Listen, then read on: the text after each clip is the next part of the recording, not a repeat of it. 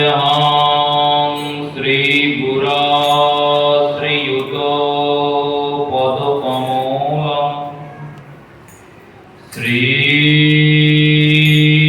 श्रीगुरान् वैष्णवांश्च श्रीरूपं शाग्रजातं सहगण रघुनाथं सुतं त्वं सजीवं साद्वैतं सावभूतं परिजन सहित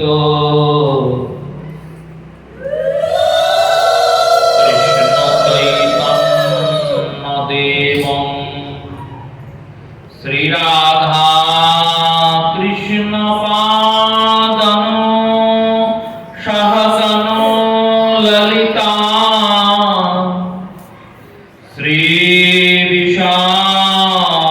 श्रीविशाखान्वितमश्च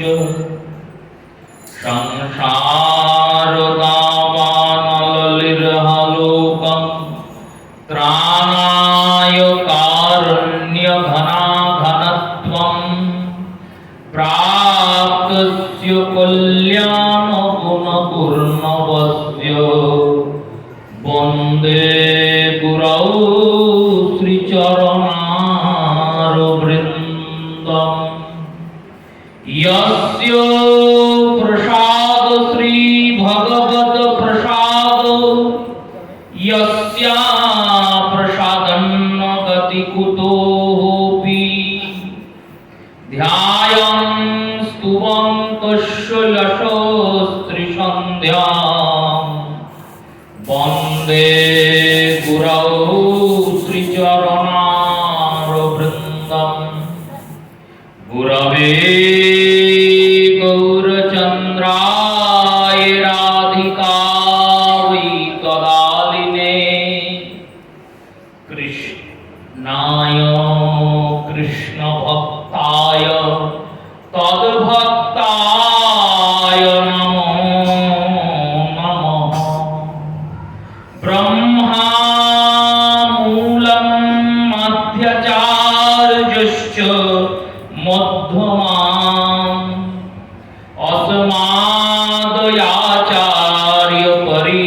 अस्मादयाचार्यपर्यन्तां वन्दे गुरु परम्पराम् अनार्पितचरणचिराग करुणावतीर्णकलौ समर्पयतो सौन्नत उज्ज्वलरसां भक्तिश्रियं हरिपुरटसुन्दर दूतिस्वदाहृदयस्कन्दरे स्फुरतो वश्रीशचिनन्दनम् तुमस्त्वं चैतन्याकृतिमति विमर्जा परमाद्भुतयौदार्यवरयं व्रजपतिकुमारं रसयतुं विशुद्ध्य सप्रेमनमादमधुरप्रियसुलहरिं प्रदातु चरणेभ्यः परपदो नवद्दीपप्रकटम् आनन्दलीलामय विग्रहाय दिव्यहेमाभ्यछविसुन्दराय तस्मै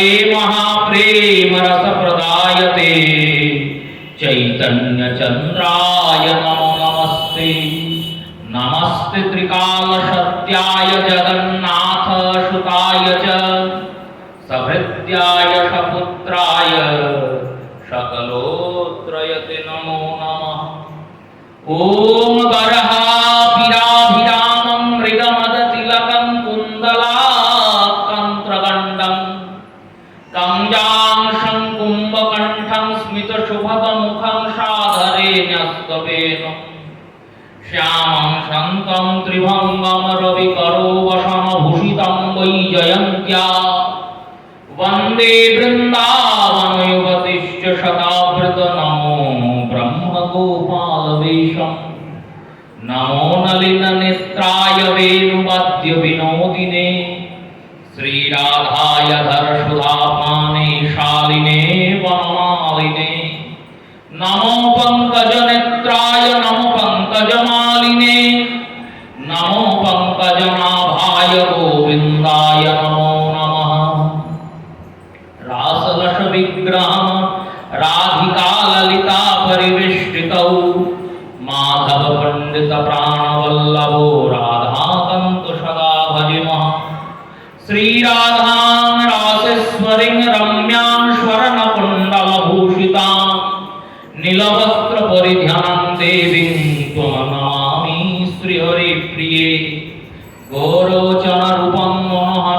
কান্তি দেহং তাম্বুল সেবা প্রদায় দেবী ললিতা দেব্যৈ নমো নমঃ বৃন্দাবৈ তুলসী দেব্যৈ প্রিয়া বৈ কেশবস্য চ বিষ্ণু ভক্তি প্রদে দেবী সত্যবত্ত্বৈ নমো নমঃ জয় রূপ সনাতন ভট্ট রঘুনাথ শ্রীজীব গোপাল ভট্ট দাস রঘুনাথ এই ছয় গোসাই করি চরণ বন্দন যা হইতে বিঘ্ন নাশ হয় অভীষ্ট পূরণ এই ছয় গোসাই যার মই তার দাস দশার পদরে নোর পঞ্চগ্রাস তাদের চরণ সেবী ভক্তাসনে বাস জনমে জনমে হয় আমার এই অভিলাষ মধু স্নেহং সমাযুক্তং প্রেমাসক্ত মহাশয়ং বৃন্দাবনের আসরতং বন্দে শ্রীমদপণ্ডিতং নম ধর্মায় মহতে নম কৃষ্ণায় বিদশে ব্রাহ্মণেভ্য নমস্কৃত ধর্মং বক্ষ্যে সনাতনা বাঞ্ছাকল্পতরুলভস্য কৃপা সিন্ধুভ্যেব চ পতিতানাং পাবনেভ্যো বৈষ্ণবেভ্যো নমো নমঃ সকল শ্রোতা ভক্ত বৈষ্ণব মাতৃজনে আমি করি নমস্কার সবে চরণ ধুলি দেহ মস্তকে আমার হরে কৃষ্ণ কৃষ্ণ কৃষ্ণ হরে হরে হরে রাম রাম রাম হরে হরে শ্রী গুরু প্রেমানন্দ সীতানাথ নিতায় গৌর হরি বল শ্রী গুরু প্রেমানন্দ সীতানাথ নিতায় গৌর হরি বল শ্রী গুরু প্রেমানন্দ সীতানাথ নিতায় গৌর।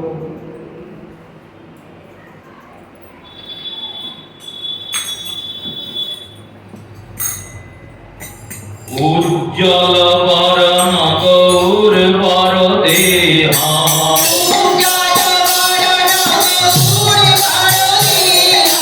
বিলসিত নিরবধি ভাব বিদেহা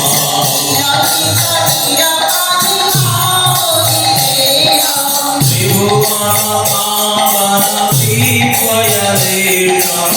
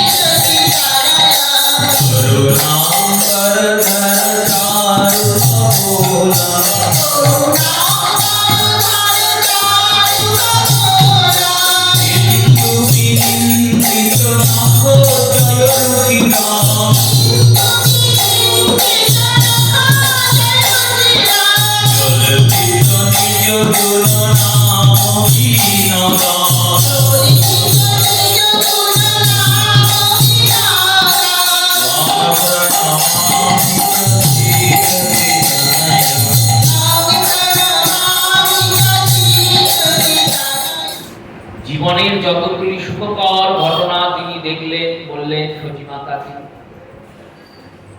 যেগুলি দুঃখকর ঘটনা সেগুলি আর বললেন না। কারণ 24 বছর বয়সে সচিমাকে ছেড়ে ইনি সন্ন্যাস নেবেন। চক্রবর্তী জানেন এটি যদি বলি সচিমা গ্রহণ করতে পারবে না, তাই যেগুলি সুখকর সেগুলি বললেন, দুঃখকর গুলি বললেন না। নামকরণ সংস্কারে আদ্য অক্ষর নিরূপণ হলো ব, ব দিয়ে নাম রাখতে হবে। আর অন্ত অক্ষর হলো র। এই ব আর রয়ের সমন্বয়ে শ্রী জগন্নাথ মিশ্র তিনি বললেন প্রভু শ্রী নারায়ণের একটি নাম বিশ্বম্ভর। আমার জ্যেষ্ঠ পুত্রের নাম বিশ্বরূপ। এই বিশ্বরূপ নামের অর্থ নারায়ণ, বিশ্বের রূপ যার মধ্যে বিদ্যমান তিনি বিশ্বরূপ। আর বিশ্বম্ভর শব্দের অর্থ কি না, বিশ্বকে যিনি ভরণ পোষণ করেন তিনি বিশ্বম্ভর। ভগবান শ্রীহরির নামানুযায়ী বিশ্বম্ভর নাম রাখা হলো পুত্রের। ছোট্ট গৌর সুন্দর হামাগুড়ি দিয়ে বেড়াচ্ছেন, পদকর্তারা পদ রচনা করছেন। সচির আঙিনায় প্রভাত সময়, সচির আঙিনায় গোরা চাঁদ দেয় হামাগুড়ি। গৌর সুন্দর হামা দিয়ে দিয়ে বেড়াচ্ছেন।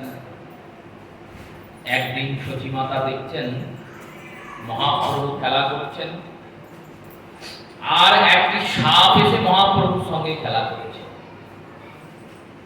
মাতা সচির চিন্তা হয়েছে, তিনি ভাবছেন এই সাপটা বুঝি নিমাইকে দংশন করে। বিশ্বরূপকে ডাকছেন, বিশ্বরূপ ভাইকে বাঁচা, দেখ সাপ খেলা করছে বিশ্বরূপ বিশ্বম্বরের সঙ্গে।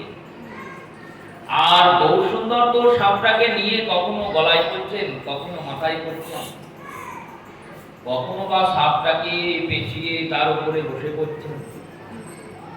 এই কর্ম করছেন শিশু স্বরূপ গোরাচাঁদ।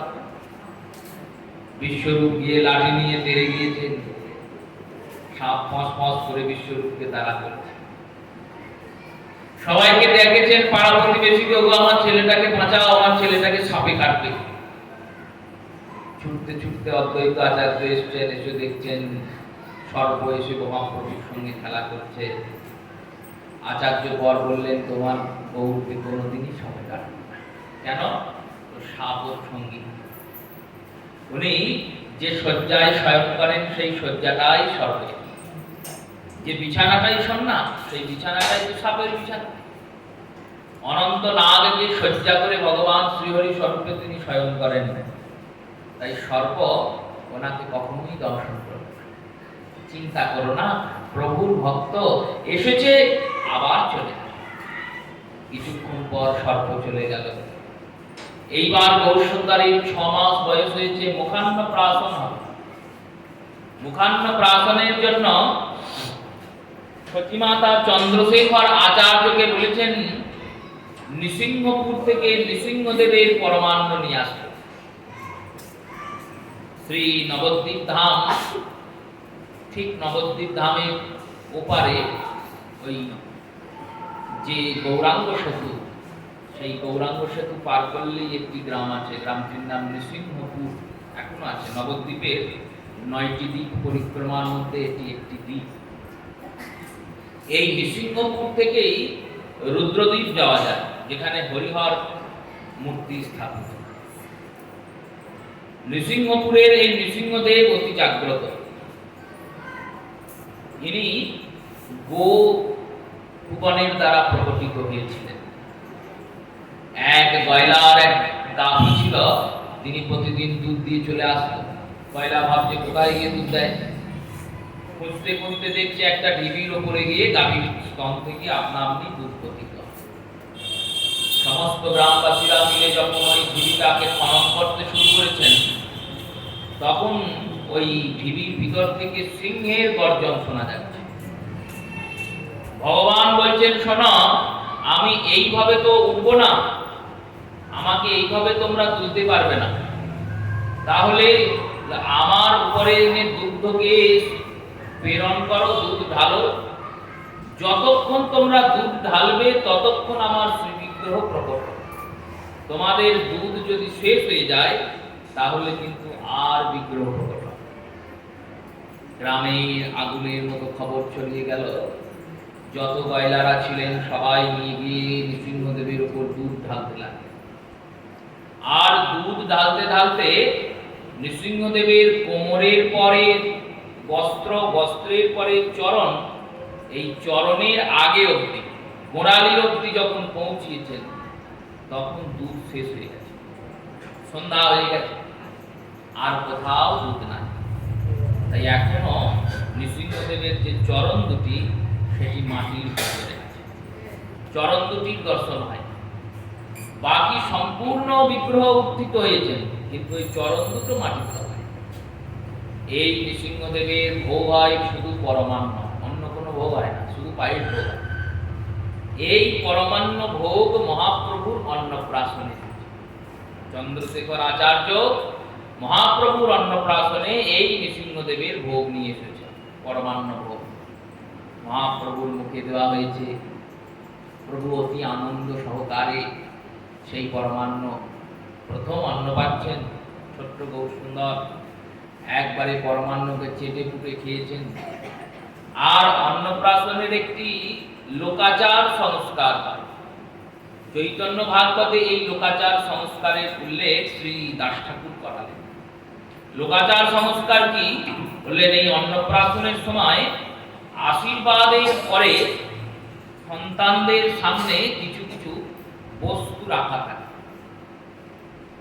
খেলনা রাখা থাকে, টাকা কড়ি রাখা থাকে, কলম, পুস্তক, এই সমস্তকে সামনে দিয়ে দেওয়া হয়। খাদ্য, ফল মূল, বস্ত্র। আর এই করার পরে মা সন্তানকে ছেড়ে দেয়। এইবার সন্তান হামাগুড়ি দিয়ে গিয়ে যেটাকে স্পর্শ করে, চিন্তা করা হয় সন্তান সারা জীবনই সেই বস্তুর প্রতি আকর্ষিত থাকে। মহাপ্রভুর বেলাতেও অন্যথা হয়। সচিমাতা কোলে নিয়ে বসে আছেন, সবাই বিভিন্ন ডালি নিয়ে এসে উপস্থিত করেছেন। এই অন্নপ্রাশন সংস্কারে দেবতারা নবদ্বীপবাসীর রূপ ধরে উপস্থিত হয়েছেন। মা পার্বতী এক পুতুল বিক্রয়কারী সেজে গৌর সুন্দর খেলবেন বলে পুতুল তৈরি করে নিয়ে গিয়েছে। মহাদেব তিনি নট সেজে, নট মানে যে নর্তন করে, এই নর্তক সেজে এসে শচীরাঙ্গিনায় জগন্নাথ মিশ্রের ঘরে নৃত্য করছেন। কুবের ধনরাশি নিয়ে এসেছেন, অলংকার গড়িয়ে এনেছেন মহাপ্রভুকে পরাবেন বলে। এই সমস্ত দেবতারা নিজ নিজ সেবার ডালি নিয়ে উপস্থিত হয়েছে। সামনে সাজিয়ে দেওয়া হয়েছে গৌর সুন্দরের। গৌর সুন্দরকে এবার কোল থেকে নামিয়ে দিয়েছেন সচিমাতা। শ্রী অদ্বৈত আচার্য তিনি একটি পুঁথি নিয়ে গেছেন। কিসের পুঁথি? না, ভাগবতের পুঁথি। পুঁথিটা নামিয়ে দিয়েছেন। দেখি মহাপ্রভু কাকে ধরে। প্রভুকে কোল থেকে নামানোর পর প্রভু আস্তে আস্তে হামা দিচ্ছেন। আর হামাগুড়ি দিতে দিতে ওই ভাগবতের পুঁথিটাকে গিয়ে স্পর্শ করছে। এই ভাগবতের পুঁথি স্পর্শ করার পরে সবাই বুঝতে পেরেছেন, উপলব্ধি করতে পেরেছেন ইনি জন্ম থেকেই ভাগবত রত, ইনি পরম ভাগবত। এই ভক্তিপদ, ভক্তি প্রচারের জন্যই তো আগমন। শ্রী চৈতন্য চরিতামৃতে কৃষ্ণদাস কবিরাজ গোস্বামী পাদ বলছেন, এক ভাগবত হয় শাস্ত্র, আর ভাগবত হয় ভক্তি রসপাত্র। দুই ভাই দুই তনু অনন্য বিলাসে, জীবেরও অন্ধ হৃদয়ের অন্ধকার সদাকারে নাশে। বললেন দুই ভাই, দুই ভাই কারা? বললেন একজন নিতাই, একজন গৌর। একজন শাস্ত্র স্বরূপ ভাগবত, আর একজন ভক্তি রসপাত্র স্বরূপ ভাগবত। এই দুই ভাই জীবের হৃদয়ের অন্ধকারকে নাশ করছে, দিবারাত্র নাশ করে চলেছে। মহাপ্রভু ছোট বাল্য লীলার বিভিন্ন আস্বাদন করাচ্ছেন। একটু বড় হয়েছেন গৌর সুন্দর। গৌর সুন্দরকে রামচন্দ্র খান নামক কুলিন গ্রামের জমিদার তিনি মহাপ্রভুর ধর্মপিতা হয়েছেন। এই ধর্মপিতা হয়েছেন বলে ধর্মপিতার কর্ম করছেন, চিন্তন করছেন আমার তো পুত্র স্বরূপ গৌর, তাই পুত্র স্বরূপ গৌর বলে শ্রীমন মহাপ্রভুর জন্য স্বর্ণালঙ্কার গড়িয়ে গৌর সুন্দরকে পরিয়ে দিয়েছেন। কানে কুণ্ডল পরিয়েছেন, নাসিকাতে বেসর তুলিছে, হাতে কঙ্কন, চরণে নূপুর, কোমরে বিছে সোনা দানাই মহাপ্রভুকে পরিয়ে রেখেছেন। আর ওই স্বর্ণালঙ্কার পরে গৌর সুন্দর যখন ঘুরে বেড়াচ্ছেন তখন অদ্ভুত শোভন হচ্ছে। কেমন শোভন হচ্ছে? সচিমাতা ধ্বনিটা তো শুনতে পাচ্ছেন নূপুরের, প্রভুর চরণে নূপুর বাজছে, কিন্তু নূপুরটাকে দেখতে পাচ্ছেন না। কেন? হলো সোনার রং আর গৌরের রং তো এক হয়ে গেছে, তাই সোনাটা যে পড়ে আছে সেটা বোঝা যাচ্ছে না। যখন হাঁটা চলা করছে, নুপুরের ধ্বনি হচ্ছে, তখন বোঝা যাচ্ছে নুপুর। এই রূপে শ্রী গৌরাঙ্গ সুন্দর লীলা করছেন। নবদ্বীপের লোকেরা দেখতে আসে।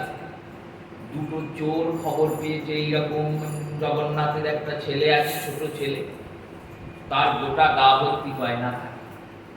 চোর দুটো চিন্তা করেছে, আমরা যদি ছেলেটাকে ভুলিয়ে ভালিয়ে কোথাও দূরে নিয়ে যেতে পারি, তাহলে গয়নাগুলো কেড়ে নেবো আর ছেলেটাকে গঙ্গার জলে ফেলে দেবো, নয় গলা টিপে মেরে দেবো। মহাপ্রভু খেলা করছেন। ছোট্ট গৌর, সবে সবে কথা বেরিয়েছে প্রভুর।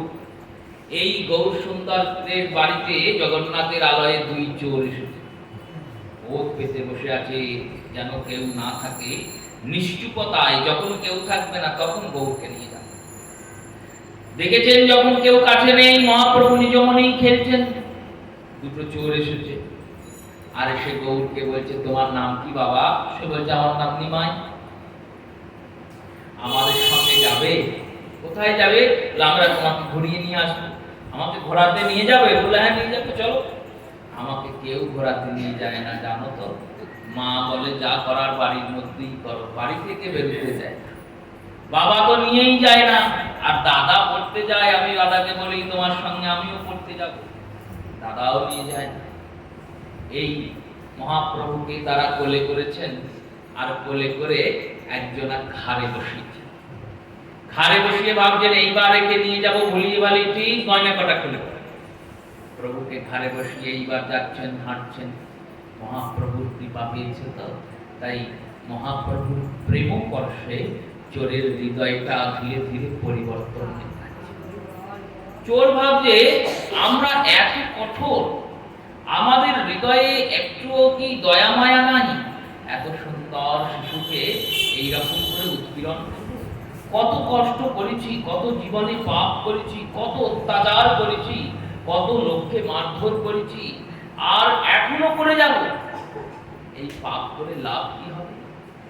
পেটের জন্য যে এই পাপটা করছি, এই পেটের জন্য পাপ করে মৃত্যুর পরে এই পেট কি আমার সঙ্গে যাবে না তো? পাপটা যাবে। সেই পাপের ফল পেতে আমাকে কত যন্ত্রণা সহ্য করতে হবে, কত যন্ত্রণা পেতে হবে।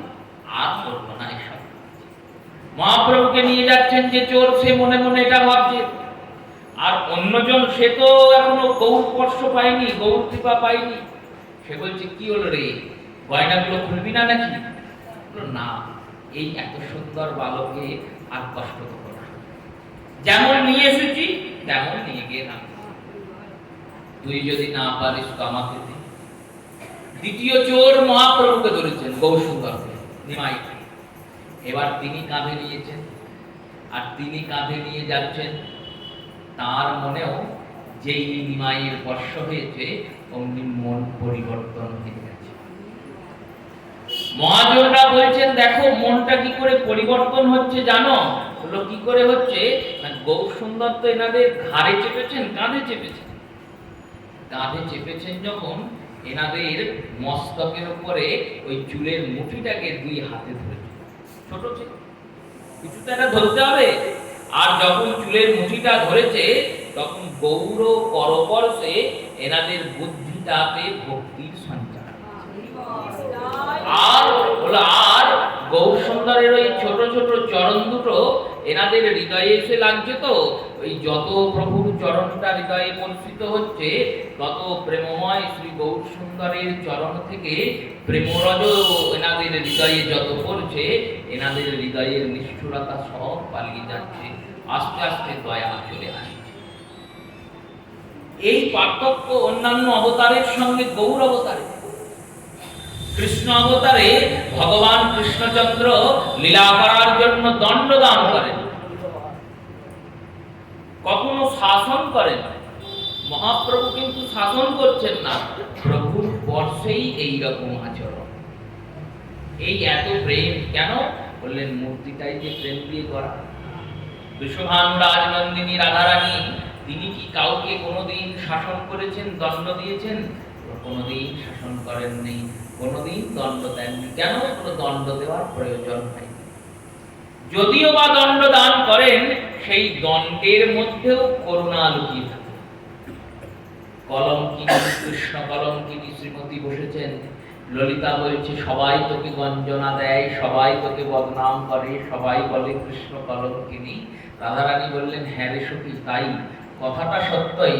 ওই কি বলে জানিস, বলল কি বলে না, আমার যত অবগুণ কহি, আমার অবগুণ যথা কহি ততই যথা তথা কহে কহে স্ফুকরীয় মানে।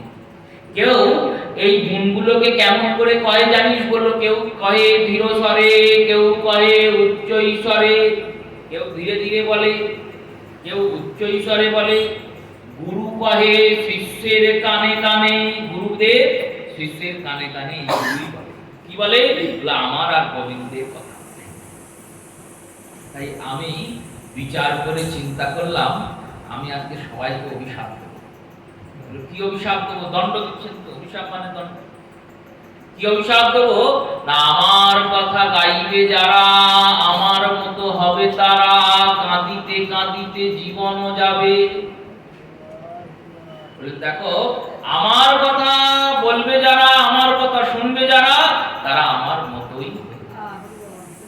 এই দণ্ডেও করুণা, তোমার মতো হয়ে যাবে মানে, সখী বলছেন হে রাই, তোমার মতো হয়ে গেলে তারাও তো কৃষ্ণ দাসী হয়ে যাবে। তুমি যেমন কৃষ্ণ ছাড়া কিছু জানো না, তারাও তো কৃষ্ণ ছাড়া কিছু জানে।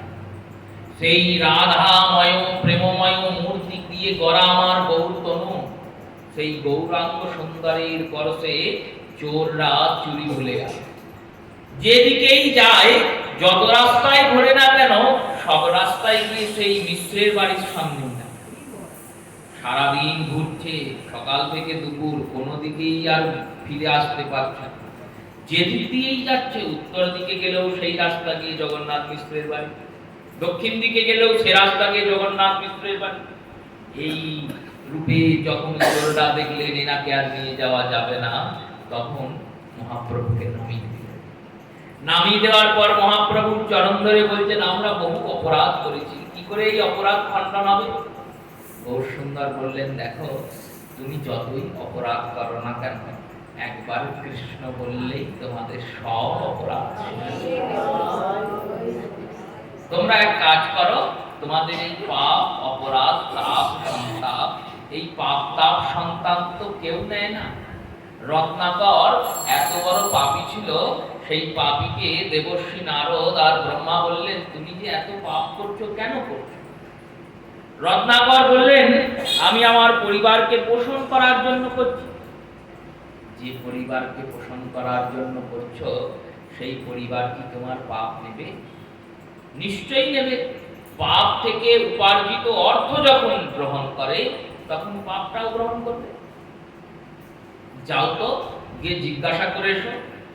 গেলেন, পিতাকে জিজ্ঞাসা করলেন, মাতাকে জিজ্ঞাসা করলেন, পত্নীকে জিজ্ঞাসা করলেন, সন্তানদের জিজ্ঞাসা করলেন, কেউ কিন্তু পাপ নিল না। পুণ্যের ভাগ আমরা সবাই খেতে চাই, পাপ কিন্তু খেতে চাই না। পাপ কিন্তু কেউ নেবে না সাদরে, সম্ভব নয় নেওয়া। পাপ গ্রহণ করেছো, পাপ করেছো বলে তুমি শাস্তি পাচ্ছ, দুঃখ পাচ্ছ, কষ্ট পাচ্ছ। ওই পাপ যদি আমি নিই, তাহলে আমাকেও তো কষ্ট পেতে হবে। আমরা কি কষ্ট পেতে কেউ ইচ্ছুক? বললো কেউ ইচ্ছুক নাই। কষ্ট কেন পাবে? মহাপ্রভুর করুণা দেখুন। মহাপ্রভু বলছেন, কেউ যদি না নেয় তোমার সব পাপ, তুমি আমাকে দাও। সব পাপ, সব তাপ, সব সন্তাপ তুমি আমাকে দিয়ে দাও, আমি এই পাপ তাপ সন্তাপ সব নিয়ে নেব। বহু সুন্দর কে চোরেরা নামিয়ে দিলেন।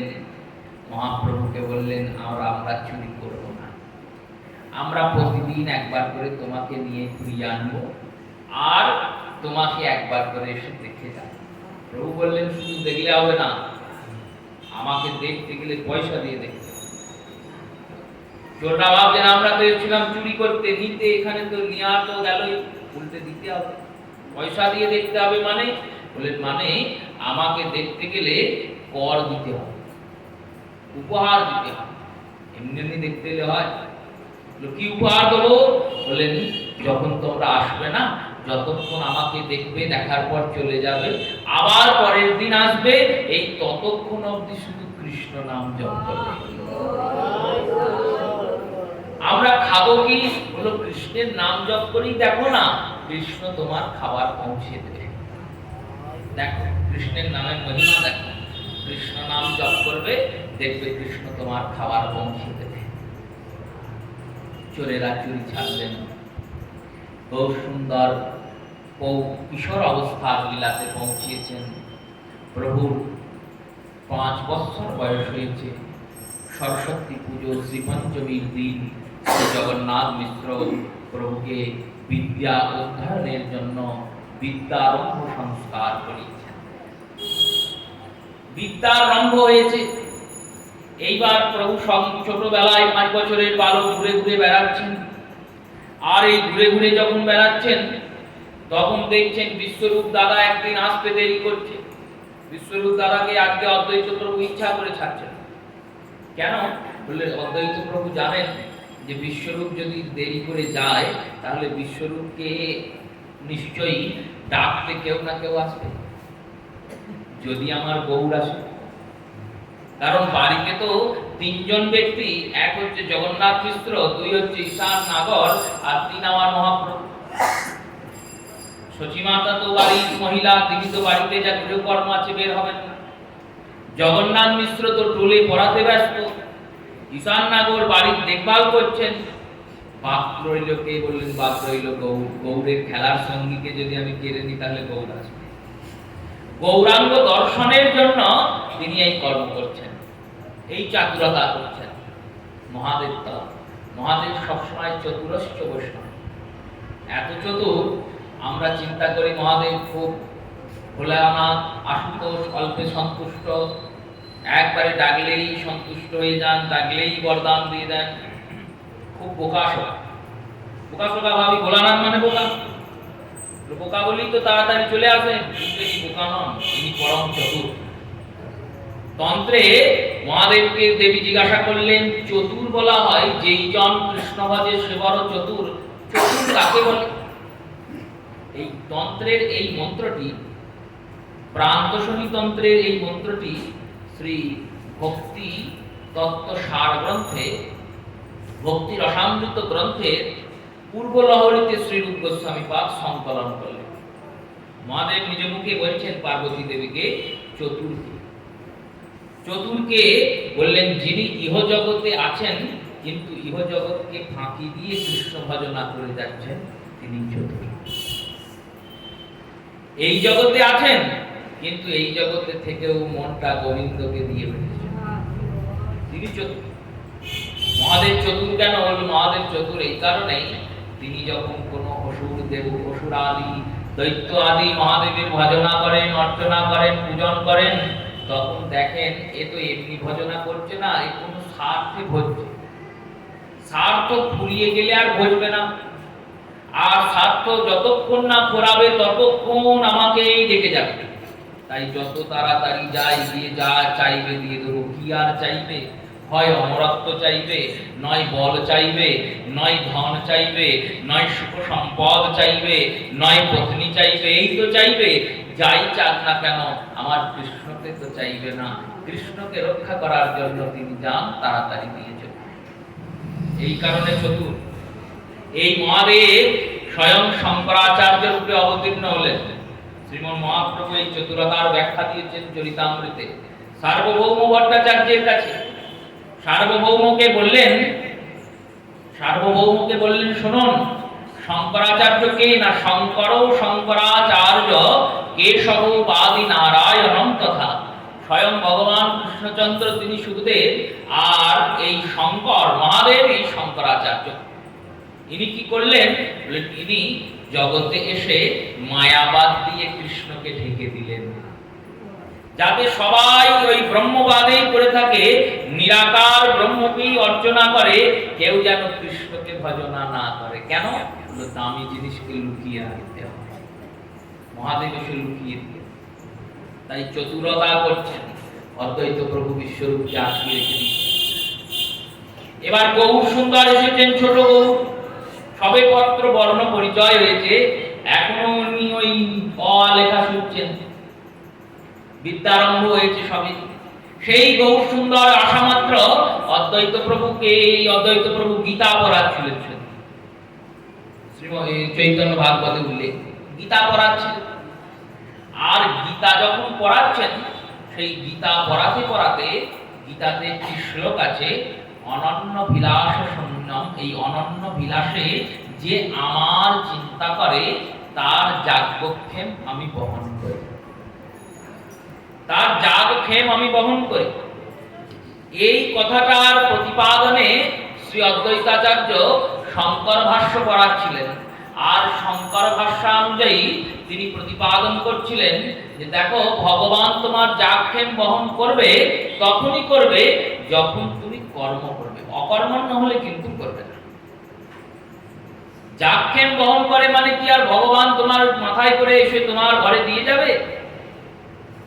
এই ধরনের কথা বলছেন। গৌর সুন্দর এসেছেন, এসে সবার সামনে মাঝখানে দাঁড়িয়েছেন, দাঁড়িয়ে বলছেন তুমি ভুল বলছো মশাই, ভুল বলছো।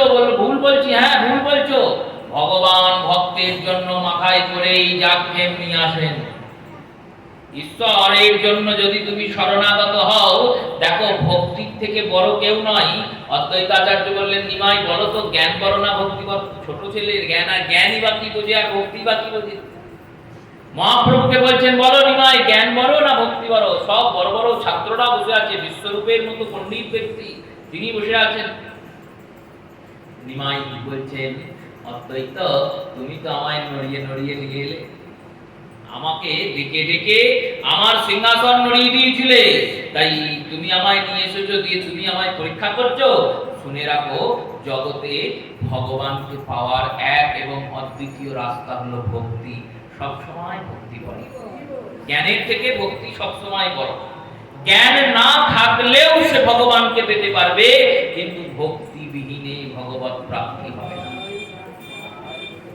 এখানে মহাপ্রভু সুন্দর করে বলছেন, দাস ঠাকুর এখানে সুন্দর করে বয়ান দিচ্ছেন। প্রভু বললেন, শুনে রাখো, ধনে কুলে পাণ্ডিত্যে কৃষ্ণ নাহি মেলে। ধনের দ্বারা কৃষ্ণ পাওয়া যায় না, কুলের দ্বারা বড় বংশে জন্মিয়েছ বলে কৃষ্ণ পাওয়া যায় না। পণ্ডিত হয়েছ, বিরাট বড় জ্ঞানী হয়েছ, বিদগ্ধ হয়েছ, বিদ্যান হয়েছ, তার দ্বারাও কৃষ্ণ পাওয়া যায় না। তাহলে কি দ্বারা পাওয়া যায় না? ধনে কুলে পাণ্ডিত্যে কৃষ্ণ নাহি মেলে। কৃষ্ণ বলে কাঁদিলে পরে তবে কৃষ্ণ। কৃষ্ণ বলে যদি তুমি কাঁদতে পারো তবেই কৃষ্ণকে পাবে, তার আগে। আচার্য প্রভু এই লীলা দর্শন করালেন সবাইকে। নিমাই বিশ্বরূপ দাদার সঙ্গে ছুটে চলে এলেন বাড়ি। বিশ্বরূপ দাদা বলছেন, গুরু লঘুগুরু তোর জ্ঞান নেই, আমার শিক্ষক, তাকে তুই ওই রকম নাম ধরে ডাকছিস। মহাপ্রভু বললে, ও তো আমার নাম ধরে ডাকারই পাত্র, তাহলে আমি কি করব? আমার দেখে মনে হলো খুব আপনজন, তাই নাম ধরে ডাকলাম। অত বয়স্ক লোককে কেউ নাম ধরে ডাকে? ওর বয়সের থেকে আমার বয়স অনেক বেশি। মহাপ্রভু বলছেন, ওর কি বয়স? ওর থেকে আমার অনেক বয়স বেশি। প্রভু ধীরে ধীরে বড় হচ্ছেন, চঞ্চলতা বাড়ছে মহাপ্রভু। সচিমাতা ষষ্ঠী পূজা করাবেন বলে ষষ্ঠীর নৈবেদ্য সাজিয়েছেন। ষষ্ঠী পূজা হবে, ষষ্ঠী পূজার জন্য নৈবেদ্য সাজিয়ে নিয়ে যাচ্ছেন। মুরারি গুপ্ত ষষ্ঠী পূজা করবেন। আর ষষ্ঠী দেবীর পূজা হবে কোথায়? বলুন, ষষ্ঠী তলায়। ষষ্ঠী তলা জানেন নবদ্বীপে কোথায়? কেউ জানে না। গোড়ামাতলা যেতে ষষ্ঠী তলা আছে। হরিসভা করার আগে দেখবেন ছোট্ট একটা মন্দির আছে, সেখানে মা ষষ্ঠীর মূর্তি করা। ওই রাস্তার ওপরই ওইটাই ষষ্ঠী তলা ছিল। সেই ষষ্ঠী তলাতে আসছেন সচিমাতা নৈবেদ্য সাজিয়ে। ছোট্ট নিমাই সঙ্গে সঙ্গে আছে। এইবার নৈবেদ্য সাজিয়ে এসে সবাই ষষ্ঠী তলায় কাছে নামিয়েছে নৈবেদ্য। আর নিমাই দাঁড়িয়ে আছে মায়ের কাছে। নিমাই দেখছে নৈবেদ্যের উপর মা একটা এত বড় মন্ডা, মন্ডাটাকে আস্তে করে নিয়ে নিমাই যেই বলে দিয়েছে, মুরারি গুপ্ত দেখেছেন, এ কি করলো শশী? দেখো তোমার ছেলেটা ষষ্ঠীর নৈবেদ্য খেয়েছে। নিমাই ষষ্ঠী মাতা বলছেন, তুই এই কি কাজ করলি? মা ষষ্ঠীর কৃপাতেই তো তোকে পেয়েছি, আর তুই ষষ্ঠীর নৈবেদ্য খেয়ে দিলি। নিমাই মাকে বলছেন, শোনো, তুমি ঠাকুর মশাইকে বলো যে ষষ্ঠীর বাবা ষষ্ঠীর নৈবেদ্য কে নৈবেদ্য খেয়েছে জানো? কে না ষষ্ঠীর যে বাবা সে ষষ্ঠীর নৈবেদ্য। অপরাধ হবে আমার, আমি তো ষষ্ঠীর বাবা, ষষ্ঠীর বাবা হ্যাঁ, ষষ্ঠী কি আমায় জন্ম দেবে? আমি ওকে জন্ম দিয়েছি। আমারই তো মায়াতে উনি মায়া, মা মায়া, যোগমায়া রূপে জগৎ বিচরণ করছে। এই তত্ত্ব তো আর কেউ বুঝতে পারবে না। ছোট্ট নিমাই গঙ্গার ঘাটে গিয়ে বসে থাকে চুপচাপ। আর মায়েরা যখন চান করে মাটির কলসি করে জল নিয়ে যায়, ঢেলা নেয় আর জলের কলসিতে ছুঁড়ে ছুঁড়ে মারে, আর ছোটো হয়ে যায় আবার চান করতে। কেউ যদি গঙ্গা স্নান করে উঠে আসে তার গায়ে জল ছিটিয়ে দেয়, আবার চান করতে যায়। সাধুরা যদি চান করতে যায়, সাধুদের বলে কি করবা গঙ্গা চান করে? এক সাধু চান করছে, বলছে কি করবে? গঙ্গা স্নান করে। গঙ্গা স্নান করে পবিত্র হবো। গঙ্গা স্নান করে তো দেহ পবিত্র করবে, মনকে কি করে পবিত্র করবে? এইরকম কুতর্ক দেন, উদ্দণ্ডতা করেন। প্রভুর এই লীলাগুলি আস্বাদন হচ্ছে নবদ্বীপে। এই করতে করতে শ্রী গৌরসুন্দরের বাড়িতে এক বিপ্র এসেছেন, ব্রাহ্মণ এসেছেন, তার সঙ্গে এক গোপাল বিগ্রহ আছে। ব্রাহ্মণ এসে বলেছেন, শোনো জগন্নাথ মিশ্র, শোনো জগন্নাথ, আমার এই গোপালের সেবা দিয়ে তো আমি প্রতিদিন প্রসাদ পাই। এই গোপালের সেবা দিয়ে প্রসাদ পাই বলে গোপালকে নিয়েই যাওয়া আসা করি। গোপালের সেবার জন্য একটু জোগাড় করে দিতে পারবে? ব্রাহ্মণের কথা শুনে শ্রী জগন্নাথ বলেছেন, এ তো আমার অতি সৌভাগ্য, গোপালের জন্য সব জোগাড় জানতি করে দিয়েছেন। এই স্থান থেকে উতার্কিক দ্বারা ব্যাখ্যা আর অপব্যাখ্যা, এই ব্যাখ্যা যতটা সুমধুর হয়, অপব্যাখ্যার ফল ততটা খারাপ। অর্থের শব্দার্থের যথাযথ অর্থ করলে যে পরিমাণ জ্ঞান লাভ হয়, অনর্থ করলে ততটাই অজ্ঞানতার লাভ হয়। এই বিপ্র এসেছেন গোপাল নিয়ে। এবার আমরা যারা গোপাল নিয়ে যাওয়া আসা করছি তারা ভাবি তাহলে তো ঠিকই আছে, উনি তো গিয়েছিলেন গোপাল নিয়ে, তাহলে আমরাও ঠিকই যাচ্ছি। চিন্তা করতে হবে, বিপ্র যিনি গোপাল নিয়ে যাচ্ছেন তিনি কিভাবে গিয়েছেন।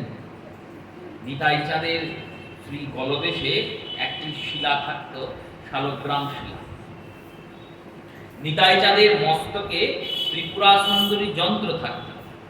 সেই যন্ত্র এখনো শ্রীপাদ খড়দহের শ্যামসুন্দর মন্দিরে সেবিত। নিতাই চাঁদের ঝুলির ভেতরে একটি শালগ্রাম শিলা থাকত। সেই শালগ্রাম শিলাটি পৃথিবীতে একমাত্র শিলা যার মধ্যে 12টি চক্র বিদ্যমান। একটা নারায়ণ শিলাতে খুব বেশি হলে 2টো, তারও বেশি হলে 3টে চক্র থাকে, তার বেশি থাকে না। একটা, 2টো কি 3টে, কিন্তু ওই শিলাটির মধ্যে 12টা চক্র আছে। ওই শিলাটির নাম অনন্ত বাসুদেব শিলা। এটি শ্রী শ্যামসুন্দর রাধারানীর মাঝখানে থাকেন, ওনার সেবা হয় খড়দহে। আর গলদেশে যে শিলাটি ছিল সেই শিলাটির নাম নৃসিংহ শিলা। এই নৃসিংহ শিলা মনোহরপুর নামক শ্রীপাঠে নাম ব্রহ্ম মন্দির ধনঞ্জয় পণ্ডিতের শ্রীপাঠ, সেখানে সেবিত হচ্ছে। কারণ ওই শিলাটি শ্রীনিতাই চাঁদ ধনঞ্জয় পণ্ডিতকে দিয়েছেন।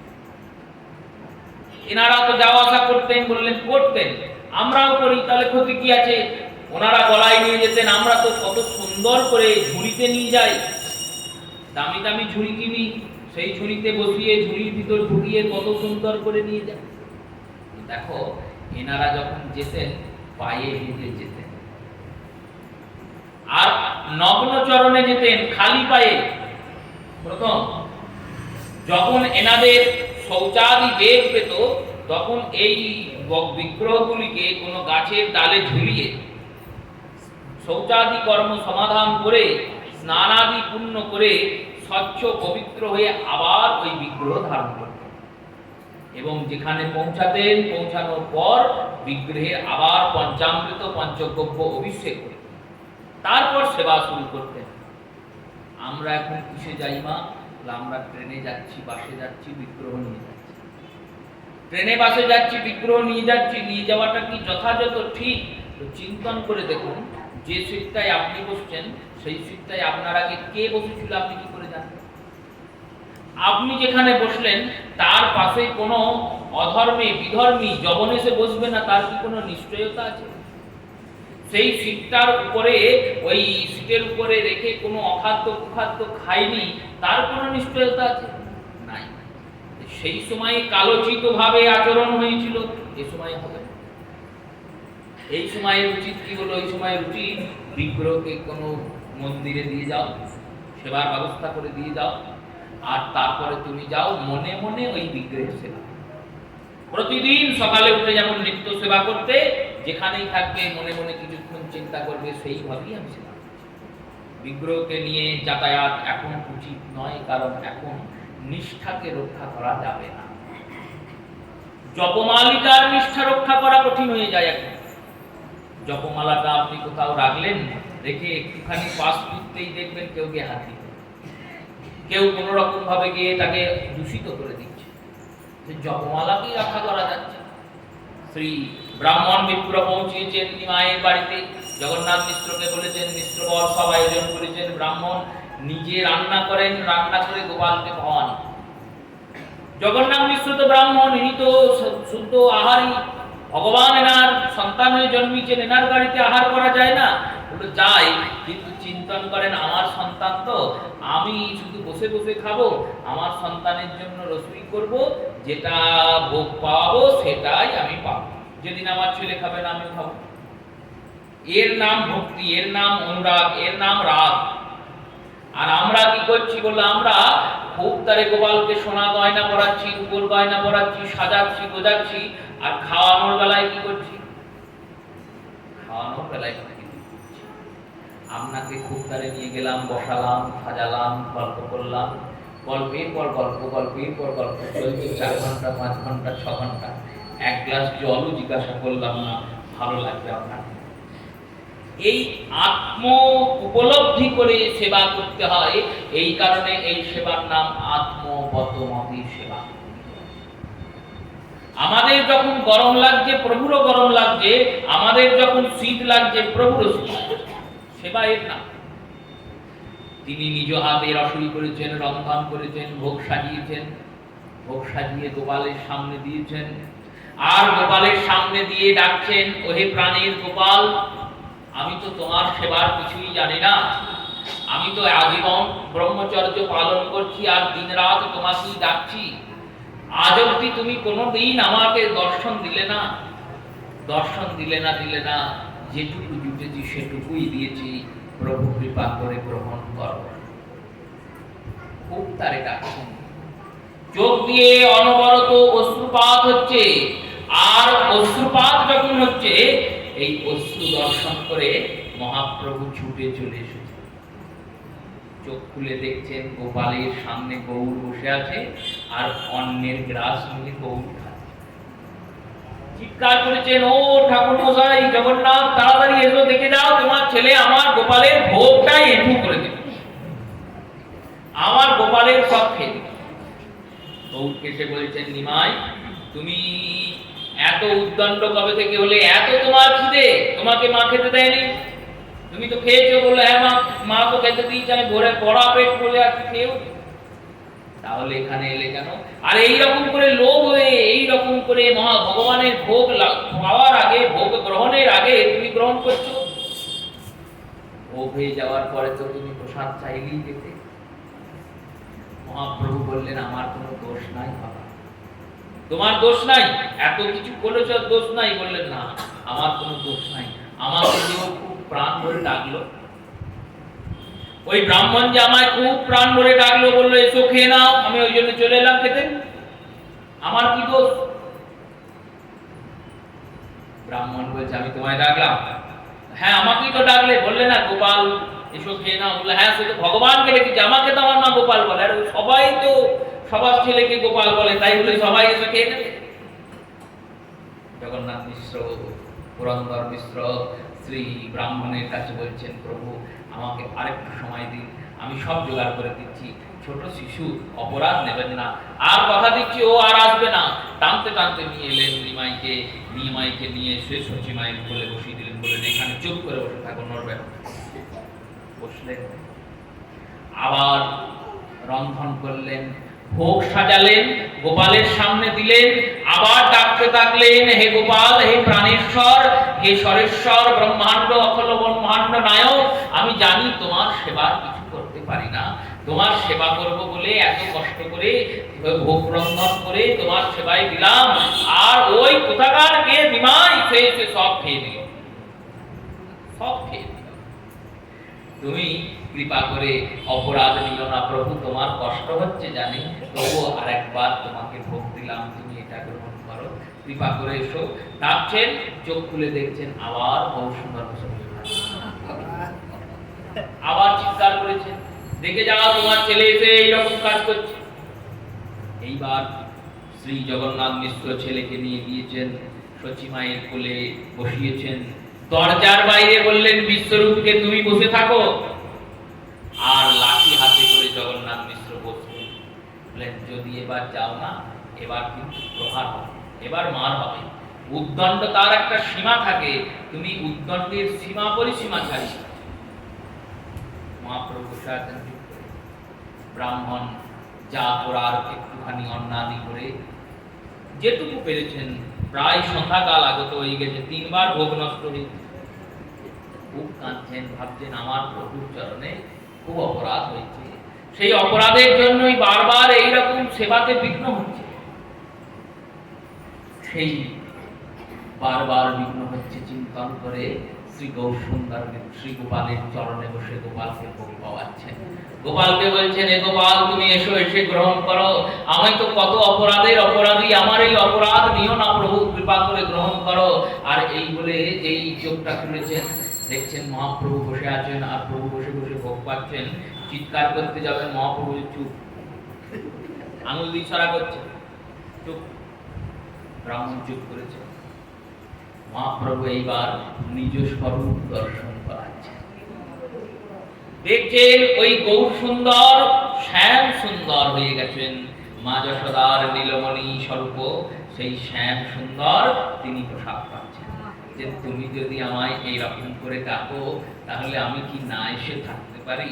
তাই তুমি আমাকে ডাকলে বলে আমি এই রূপে এলাম। দাস ঠাকুর বলছেন, কি হলো জানো সেই সময়? কি হলো না, সেইখানে দেখে বিপ্র পরম অদ্ভুত শঙ্খ চক্র গদা পদ্ম অষ্টভুজ রূপ। বললেন দেখো, সেই সময় বিপ্র দেখছে মহাপ্রভু 8 হাত হয়েছে, 8টা, 2 হাত গৌরের, 2 হাত কৃষ্ণের, আর 4টে হাত নারায়ণের, শঙ্খ চক্র গদা পদ্ম। এই 8টা হাত দিয়ে তিনি দেখাচ্ছেন উনি নারায়ণ, উনি কৃষ্ণ, আর উনি কলিতে গৌর। বিপ্র বললেন, প্রভু আমি তো আর গোপাল সেবা করব না। কেন? বলল গৌর গোপালকে দিয়েছি, আর কি গোপাল সেবা? সেবা ছাড়া যাবে না, তুমি নবদ্বীপেই থাকো, আর নবদ্বীপে থেকে ওই স্বরূপ সেবা, প্রকট সেবা আর অপ্রকট সেবা, 2 সেবা করো। সচলেরও সেবা করো আর অচলেরও সেবা করো। বিগ্রহকে নিয়ে এসছো অনুগ্রহ করে, আগ্রহ করে, তাকে কি কেউ ত্যাগ করে? বিগ্রহ স্বরূপে আমার সেবা প্রতিদিন করবে, আর সাক্ষাৎ এসে আমায় দর্শন করে আমার সেবা করে আমার নয়ন সার্থক করবে। বিপ্র মনের আনন্দে প্রসাদ পেলেন। জগন্নাথ মিশ্রকে বললেন, মিশ্রবর আমি আর নবদ্বীপ ছেড়ে যাব না, আমাকে একটু কুঁড়ে ঘরের জায়গা করে দাও, আমি কোথাও একটা কুঁড়ে বেঁধে নদীর ধারে সুরধনির তীরে গঙ্গার তীরে থাকবো, আর সকাল বিকাল তোমার বাড়িতে আসবো। নিমাই যে পাতে প্রসাদ পাবে, ওই পাত থেকে 2 মুঠো অন্ন আমায় দিও, আমি ওই মহাপ্রসাদ নিয়ে গিয়ে গোবিন্দের সেবায়, ওই নিমাইয়ের প্রসাদ। জগন্নাথ মিশ্র ভাবলেন, এ কি হলো, এরকম কেন হলো? কেউ কি আর প্রভুর লীলা বুঝতে পারে? প্রভু এই রূপে লীলা করছেন। শ্রী গৌরসুন্দরের দাদা বিশ্বরূপ তিনি সন্ন্যাস নিলেন।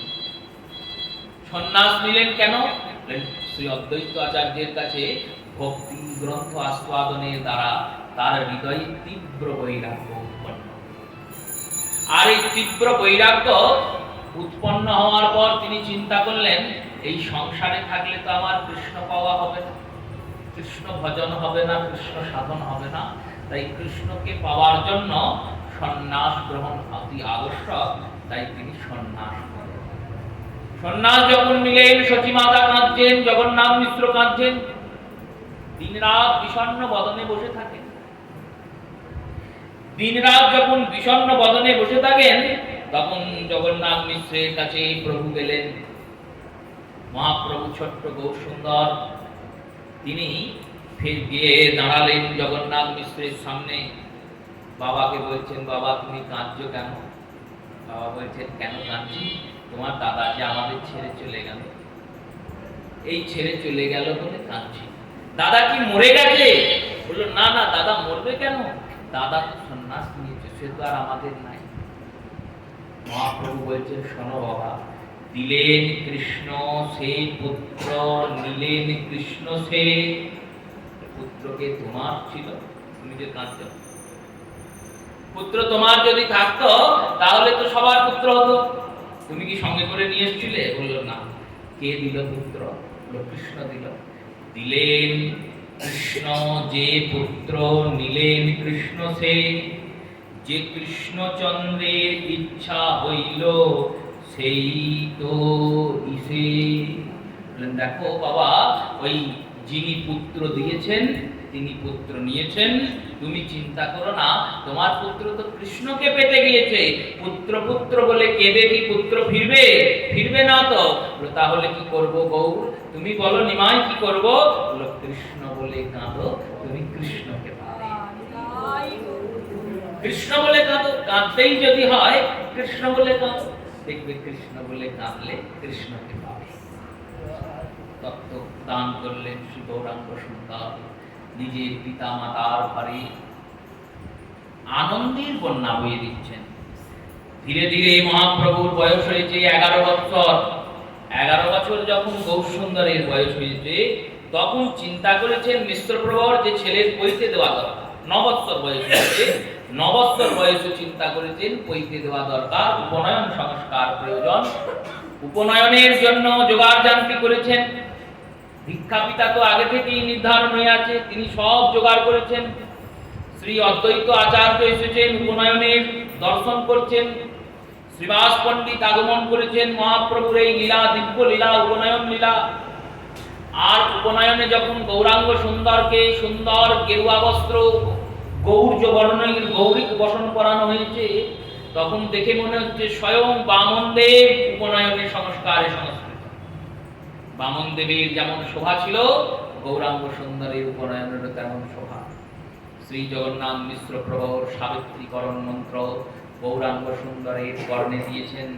যেই না মহাপ্রভুর মনে কর্ণে ওই সাবিত্রী মন্ত্র দান হয়েছে, গায়ত্রী মন্ত্র দান হয়েছে, অমনি শ্রী গৌরাঙ্গ সুন্দরের অঙ্গ প্রত্যঙ্গ রোমাঞ্চিত হয়ে গেছে। আর রোমাঞ্চিত হওয়ার পরে তিনি দুটি পায়ের বুড়ো আঙুলের উপর ভর দিয়ে উদ্দণ্ড হয়ে পড়েছেন, দাঁড়িয়ে পড়েছেন। আর দাঁড়িয়ে পড়ে কৃষ্ণ কৃষ্ণ বলে গৌর অচেতন হলেন। কৃষ্ণ কৃষ্ণ বলে তিনি অচেতন হলেন। এইবার 4 দিন সাবিত্রীকরণের পরে শ্রীমন মহাপ্রভু কে বাহার করা হয়েছে, পৈতের সমস্ত সংস্কার নিবারণ হয়েছে। চন্দ্রশেখর আচার্য জগন্নাথ মিশ্রকে বলছেন, প্রভুপাদ উপনয়ন সংস্কার হয়েছে, মানে এবার বেদ আরম্ভ সংস্কার করতে হবে, অর্থাৎ শাস্ত্রের অধ্যয়নে তার অধিকার হয়েছে, তিনি শাস্ত্র অধ্যয়ন করার অধিকারী হয়েছেন। কোন টোলে কোন চতুষ্পাঠীতে তাকে পাঠাতে হবে। শ্রী জগন্নাথ মিশ্র বললেন, আমি ছেলেকে পড়াবো না। কেন? শাস্ত্র পড়ালে আমার ছেলে যদি আবার বিশ্বরূপের মতো সন্ন্যাসী হয়ে যায়, তাই শাস্ত্র জ্ঞান দেব, ওই যেটুকু শিক্ষার হয়ে গেছে ওতেই চলবে। মহাপ্রভু দেখলেন এ তো ভারী বিপদ, যদি শাস্ত্র অধ্যয়ন না হয় তাহলে বিদ্যা অবিলাস হবে। আর গঙ্গাধরের টোলেই তো গৌর গদাধরের মিলন হবে। গদাধর আসবেন চম্পাহাটি থেকে, আর বৈদিক পাড়া থেকে মহাপ্রভু যাবেন গঙ্গাধরের বিদ্যানগরে। এই বিদ্যানগরেই তো গৌরাঙ্গ আর গদাধরের মিলন। এই বিদ্যানগরে যদি আমি না যাই তাহলে তো গদাধরের সঙ্গেও মিলন হবে না, লীলার বিস্তার হবে না। এখানে তো আমার পিতা বলেই দিয়েছে পড়াবই না, নিরক্ষর করে রাখবো ছেলেকে, যদি শাস্ত্র জ্ঞান অর্জন করে তাহলে কৃষ্ণে প্রীতি জন্মাবে, আর কৃষ্ণে প্রীতি যদি জন্মায়, কৃষ্ণে প্রীতি জন্মালে আমার বহু সুন্দর সংসার ছেড়ে চলে যাবে, তাই করাও না। মহাপ্রভু চিন্তন করলেন কি করা যায়। এই চিন্তন করার পরে কি করলেন, এক জায়গায় সচিমাতা এঁঠো হাঁড়ি ফেলে রেখেছে, আস্তাকুল, যেখানে সবাই এঁঠো কাঁটা সব ফেলে। মহাপ্রভু খেলা করতে করতে গিয়ে সেইখানে বসে পড়লেন। সচিমাতা বলছে কি করছো গৌর, ওখান থেকে নেমে এসো। কেন না, ওইখানে বসতে নাই। কেন বসতে নাই? দেখো ওখানে বসলে কি হবে জানো? কি হবে না, তুমি অসুচি হয়ে যাবে। কি করে অসুচি হব? ওটা তো উচ্ছিষ্ট, উচ্ছিষ্টকে স্পর্শ করলে অসুচি হয়ে যায়। সচিমাকে বলছে কোথায় লেখা আছে? বলছেন শাস্ত্রে লেখা আছে। তোমরা কি আমার শাস্ত্র পড়িয়েছো যে শাস্ত্র জানবো?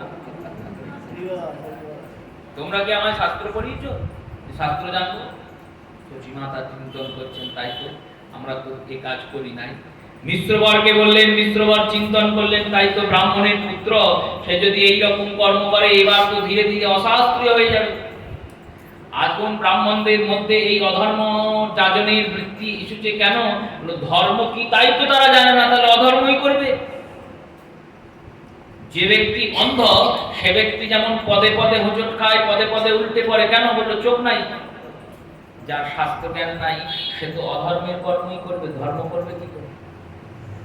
যা ইচ্ছা তাই করবে, মনোমুখী কর্ম করবে।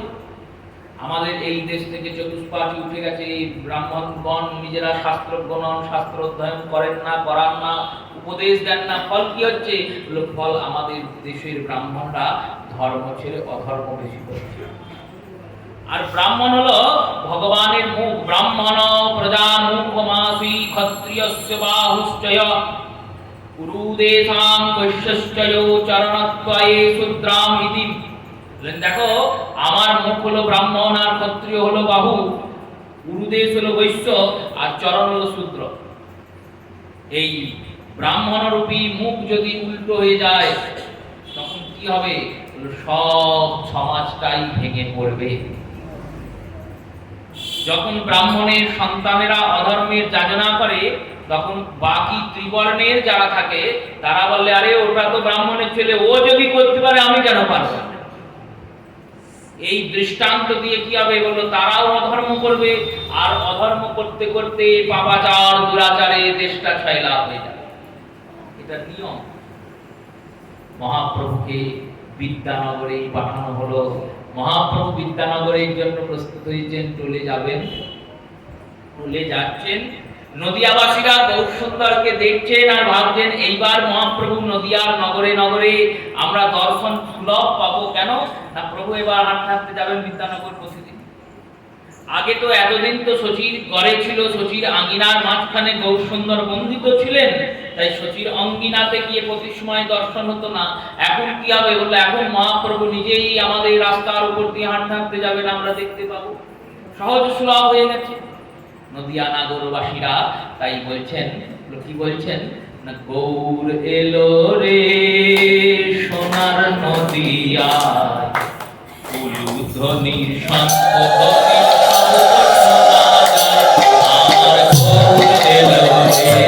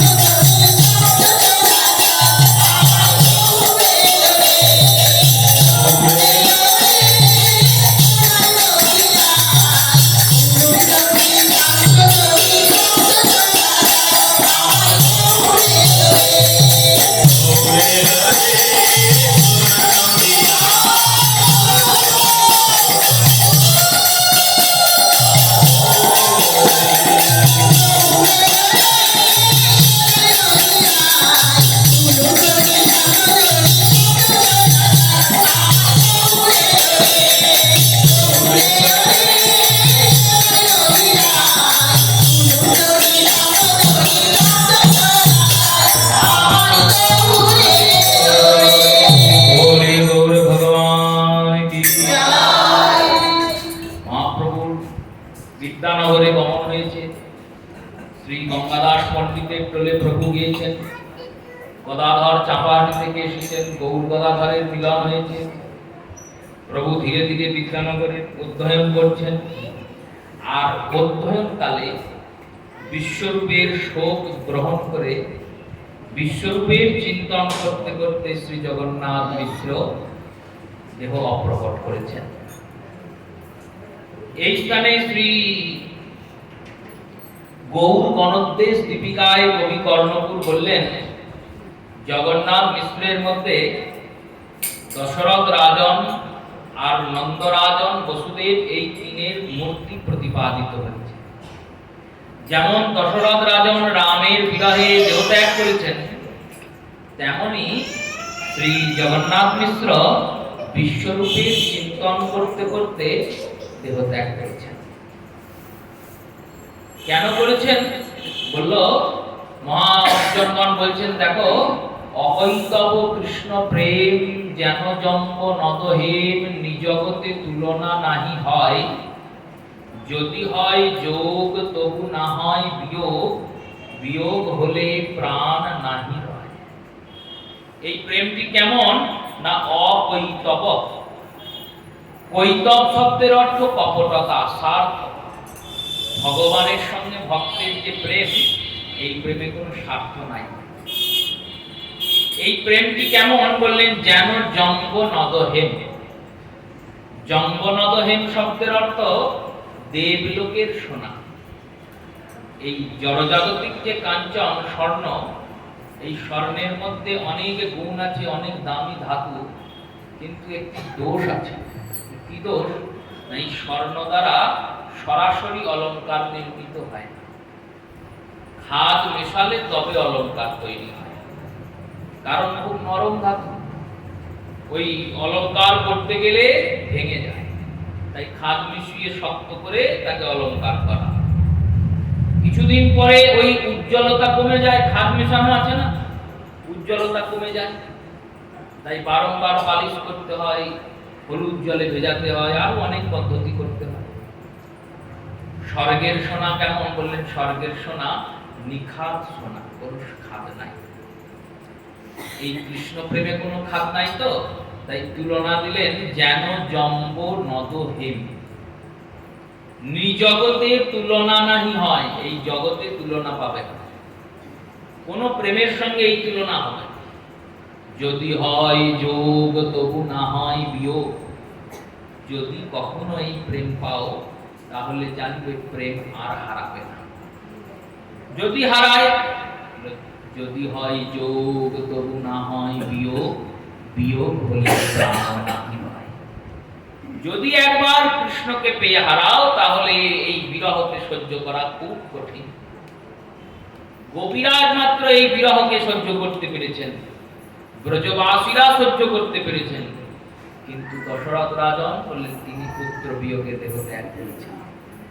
তেমনি বিশ্বরূপের বিয়োগ বিরহে শ্রী জগন্নাথ মিশ্র দেহ ত্যাগ করলেন। শচীমাতা বৈধব্য যন্ত্রণার অভুক্ত হলেন।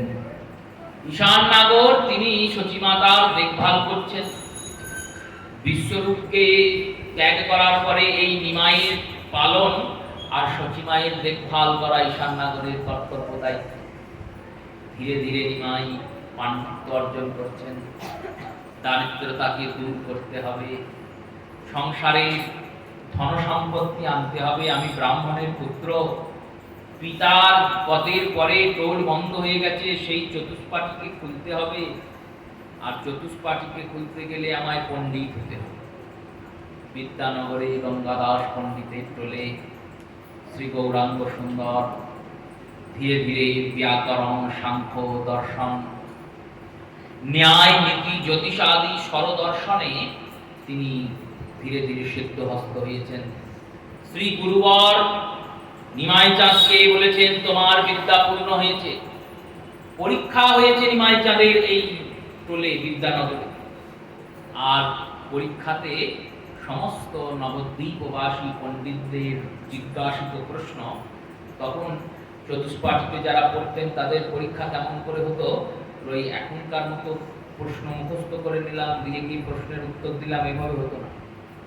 শাস্ত্রের অধ্যয়নকারী ব্যক্তিকে চারিদিক থেকে পণ্ডিতরা সরাসরি মৌখিক প্রশ্ন করতেন, আর সেই মৌখিক প্রশ্নের যথাযোগ্য সমাধান করলে তবে সে পরীক্ষায় উত্তীর্ণ। নবদ্বীপের যত পণ্ডিত বর ছিলেন সবারই প্রশ্নের উত্তর দিয়েছেন নিমাই চাঁদ, আর প্রত্যেকে ওই উত্তরে সন্তুষ্ট হয়ে প্রত্যেক পণ্ডিত, সমস্ত পণ্ডিত একত্রিত হয়ে শ্রীমন মহাপ্রভুকে একটি উপাধি দিয়েছেন। উপাধিটি কি? উপাধিটি হলো বিদ্যাসাগর।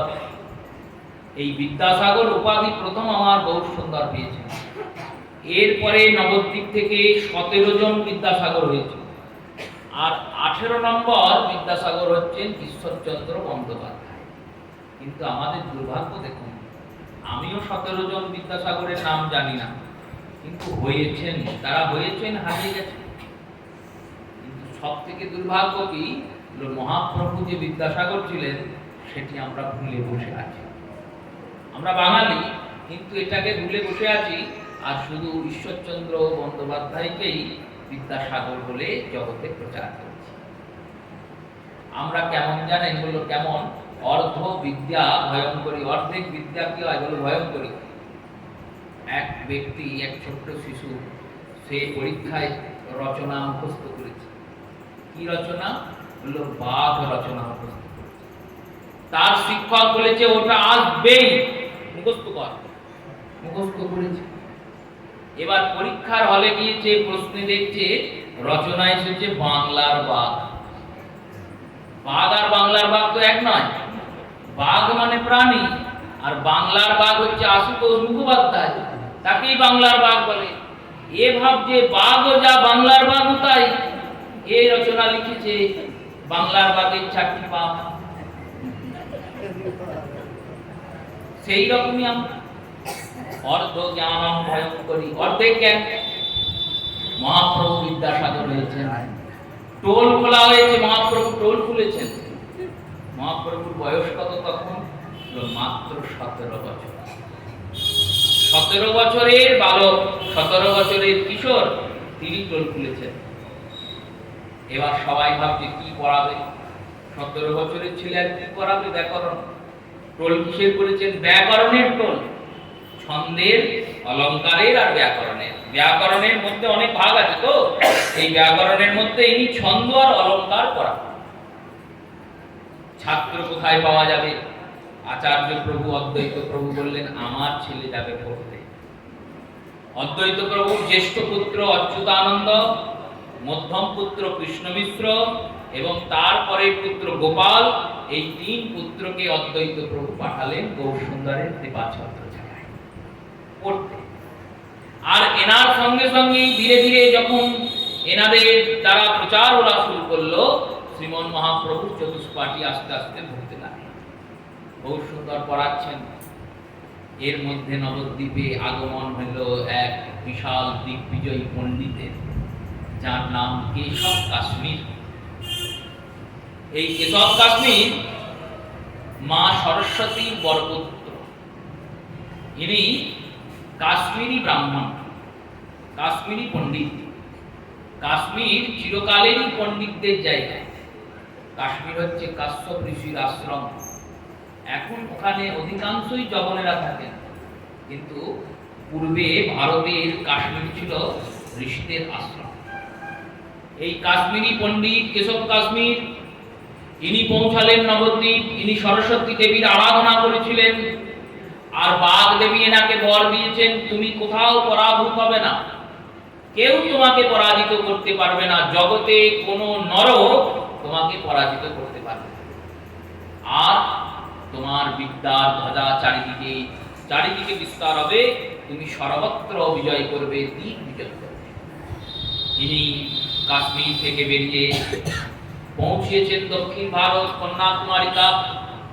সেখানে ভট্টগণদের, সেখানে আচার্যগণদের, সেখানে বিদ্বানগণদের পরাভূত করেছেন। দ্বারকা গিয়েছেন, সেখানে বিদ্বানদের পরাজিত করেছেন। এরপরে ভারতবর্ষের সর্বজ্ঞানক্ষেত্র কাশীতে পৌঁছিয়েছেন, কাশীর বিদ্বানদের পরাজিত করেছেন। নীলাচলে সেই গোবর্ধন পীঠের শঙ্করাচার্যদের পরাজিত করেছেন। আর এই সব করার পরে নীলাচলে বাসুদেব সার্বভৌম ভট্টাচার্যের সঙ্গে সাক্ষাৎ হয়েছে। তিনি বলেছেন, সব জায়গায় লোককেই তো হারালেন, নবদ্বীপটাই বাবা কেন যায়, আপনি তার নবদ্বীপে গিয়ে নবদ্বীপ বাসুদের একটু পরাজিত করেন। এই করতে করতে ইনি পৌঁছিয়েছেন নবদ্বীপ। খবর এসেছে কেশব কাশ্মীর এসেছে নবদ্বীপে। আর তিনি কেন এসেছেন না, নবদ্বীপে কোনো পণ্ডিত যদি তার সঙ্গে বাক যুদ্ধে, তর্ক যুদ্ধে তাকে পরাজিত করে অথবা তার কাছে পরাজিত হয়, নবদ্বীপকে জয় করতে তিনি এসেছেন। বিদ্যার স্থান নবদ্বীপ। পণ্ডিতরা ভাবছে, যদি আমি পরাজিত হয়ে যাই, আমাদের দ্বারা তো পাণ্ডিত্য, তাহলে ছাত্ররা ভাববে মাস্টার মশাই না আমাদেরকে কি শেখাবে। উপায় কি? সব পণ্ডিতগুলো এক হয়েছে, এক হয়ে বলেছে, এক কাজ করো, কদিন টোল বন্ধ করে দাও, টোল বন্ধ করে দাও, ছাত্রদের ভারী মজা, ছুটি। মহাপ্রভু টোলে ভিড় বেশি, মহাপ্রভু তো বন্ধ করেন। কি ব্যাপার? সকাল বিকাল ছাত্র এসেই যাচ্ছে, ব্যাপার কি? ব্যাপার হচ্ছে সবাই টোল বন্ধ করে দিচ্ছে। কেন? কেশব কাশ্মীর বলে একজন এসেছেন, তার ভয়ে নবদ্বীপ তটরস্ত। তিনি যাকে পরাজিত করেন তার কাছ থেকে তাম্রপত্রে লিখিয়ে নেন যে আমি অমুক পণ্ডিত, আমি তোমার কাছে হেরে গেলাম। এই রকম এক গরুর গাড়ি বোঝাই তাম্রপত্র নিয়ে এসেছেন। মানে এক গরুর গাড়িতে যত তাম্রপত্র আছে ততজনাকে ইনি পরাজিত করেছেন। এই কাজ করেন উনি। মহাপ্রভু ভাবলেন, তাহলে তো বিচক্ষণ পণ্ডিত হবে, যদি কোনোদিন কৃপা হয়, সাক্ষাৎ হবে। সন্ধ্যার সময় প্রভু বসে আছেন, গদাধর বসে আছেন। প্রভু গদাধরের সঙ্গে শ্রীমন মহাপ্রভুর আরো যত বন্ধু বান্ধব, পার্ষদ বৃন্দ, রঘুনাথ শিরোমণি আদি যারা যারা আছেন প্রত্যেকে বসে আছেন। অদ্বৈতানন্দ আদি ছাত্ররাও আছেন গঙ্গার ধারে। প্রভু প্রতিদিন গঙ্গা দর্শনে যান, গঙ্গায় খুব স্নান করেন, ঝাঁপ দিয়ে দিয়ে আছাড় খেয়ে পড়েন গঙ্গার উপর, আর সন্তরণ করেন, চারিদিকে সাঁতার কাটেন গঙ্গা। এইরকম সময়ে কেশব কাশ্মীরও এসেছেন গঙ্গা দর্শন। সন্ধ্যাকাল গঙ্গা দর্শন করে স্নিগ্ধ বায়ুতে বুদ্ধির বিকাশ হয়, স্নিগ্ধ বায়ুকে গ্রহণ করার জন্য কেশব কাশ্মীর এসেছেন। দেখছেন এক ব্যক্তি বসে আছে, তাকে ঘিরে কিছু আলোচনা করছে। ভাব ভাব দেখে মনে হচ্ছে তিনি কোনো পণ্ডিত ব্যক্তি। জিজ্ঞাসা করলেন কেশব কাশ্মীর গিয়ে, আপনি কে? মহাপ্রভু বললেন, আমি কে সে পরিচয় তো দেবো, আগে আপনি কে সেই পরিচয়টা যদি দান করেন। কেশব কাশ্মীর বললেন, আমি কে শোনো? আমি দিগ্বিজয় পণ্ডিত কেশব কাশ্মীর। আমার মতো পণ্ডিত না জগতে কেউ আছে, না জগতে কেউ হবে, না ভূতম না ভবিষ্যতি। আমি সবাইকে পরাভূত করেছি। শুনেছিলাম নবদ্বীপে নাকি অনেক পণ্ডিত আছে। আমি এসে এক পক্ষকাল 15 দিন ধরে ঘুরে ঘুরে বেড়াচ্ছি, সব টোল বন্ধ, কোনো পণ্ডিত নাই। কাউকে খুঁজেই পাচ্ছি না যার সঙ্গে বসে একটু শাস্ত্র কথা আলোচনা করব। মহাপ্রভু বললেন, আমিও নবদ্বীপের একজন ব্রাহ্মণ বটি, দু একটু শিক্ষা অর্জন করেছি, চতুষ্পাঠীও খুলেছি একটা। ও, তুমি চতুষ্পাঠী খুলেছো, তাহলে তো পণ্ডিত। পণ্ডিত না হলে চতুষ্পাঠী কি করে করলে? নিজ মুখে প্রশংসা করতে নাই, তাই নিজ মুখে নিজের প্রশংসা না করে ওই ভণ্ডামো করছো। তুমি সব জানো, দিয়ে জেনে বলছো আমি জানি না। মহাপ্রভু বলে, তাই ভাবে কিসের চতুষ্পাঠী করেছো? কি পড়াও? ন্যায় নীতি তর্ক কি পড়াও? মানে এগুলো পড়াই না। তাহলে কি পড়াও? বলো ব্যাকরণ পড়াও। ব্যাকরণ কি? ব্যাকরণের কি পড়াও? ওই ব্যাকরণের ছন্দ আর অলঙ্কার, এই দুটোই পড়াই। এ আবার কোন শাস্ত্র হলো? তো জানি তো কোন শাস্ত্র নয়। আমি তো আপনার কাছে দুগ্ধপ্রস্ত শিশু। আমি আপনার সঙ্গে তর্ক করতে চাই না। তাহলে আপনি যদি কিছু বলেন একটু শুনতে চাই। আপনি যদি কৃপা করে কিছু শোনান। কি শোনাবো? আচার্যদের দ্বারা সুসিদ্ধান্তিক টিকা শোনাবো, না নিজে নির্মিত কোনো বস্তুতে শোনাবো, পরিবেশন করব? দেখুন, যা শুনেছি তা শুনে কি লাভ? যা আচার্যরা বলেছেন তা তো আমরা পড়েছি, জেনেছি, শুনেছি। নিত্য নতুন কিছু যদি থাকে তাহলে একটু শোনালে ভালো হয়। শ্রী কেশব কাশ্মীর বললেন, দেখো, আমরা যে গঙ্গার তটে দাঁড়িয়ে আছি, এই গঙ্গার বন্দনা আমি তোমায় শোনাচ্ছি। কেশব কাশ্মীরের পাণ্ডিত্য চিন্তা করুন। তিনি তো পূর্ব প্রস্তুত ছিলেন না এই পরিস্থিতি, অথচ এই অবস্থায় দাঁড়িয়ে গঙ্গাকে দর্শন করতে করতে তিনি একটি স্তোত্র উচ্চারণ করলেন। আর এই স্তোত্রের মধ্যে 100টা শ্লোক উচ্চারণ করলেন। প্রত্যেকটা শ্লোকে 2টি করে পংক্তি, আর প্রত্যেকটা শ্লোক অনুষ্ঠুপ ছন্দে রচনা। 100টা শ্লোক গড়গড় গড়গড় করে বলে দিলেন গঙ্গার রচনা। দৃষ্টান্ত স্বরূপ চিন্তন করুন, কোন কবি যদি গঙ্গাকে দেখে এখনই একটা কবিতা লিখে দেয়, তার কত বড় প্রতিভা। সেই রূপে কেশব কাশ্মীর 100টা শ্লোক গড়গড় করে বললেন। যখন তিনি বলতে শুরু করেছেন না, তার ওই ধ্বনিতে নবদ্বীপের যত পণ্ডিতগণ, বিদ্বানগণ, বিদ্বৎগণ সবাই ছুটে এসছে, দেখি কার কি হয় গঙ্গার ধারে। নিমাইয়ের সঙ্গে কেশব কাশ্মীরের আজকে তর্কযুদ্ধ হচ্ছে, দেখি যুদ্ধে কে জিতবে। যারা গৌরসুন্দরের কৃপাপ্রাপ্ত স্নেহপাত্র মহাপ্রভুর অনুরাগে অনুরাগিত, তারা বলছে, যা কেউ তো মুখ রাখতে পারলো না, নিমাই মুখটা রাখলো। নিমাই ধরে রাখলো এই সংস্কৃতিকে, নিমাই আমাদের নবদ্বীপের মুখ রাখবে। আর যারা প্রভুর শত্রু, তারা ভাবছে আজকে নিমাই পড়েছে ঠেলায়, আজকে ও পরাভূত হবে, ওর সব চলে যাবে।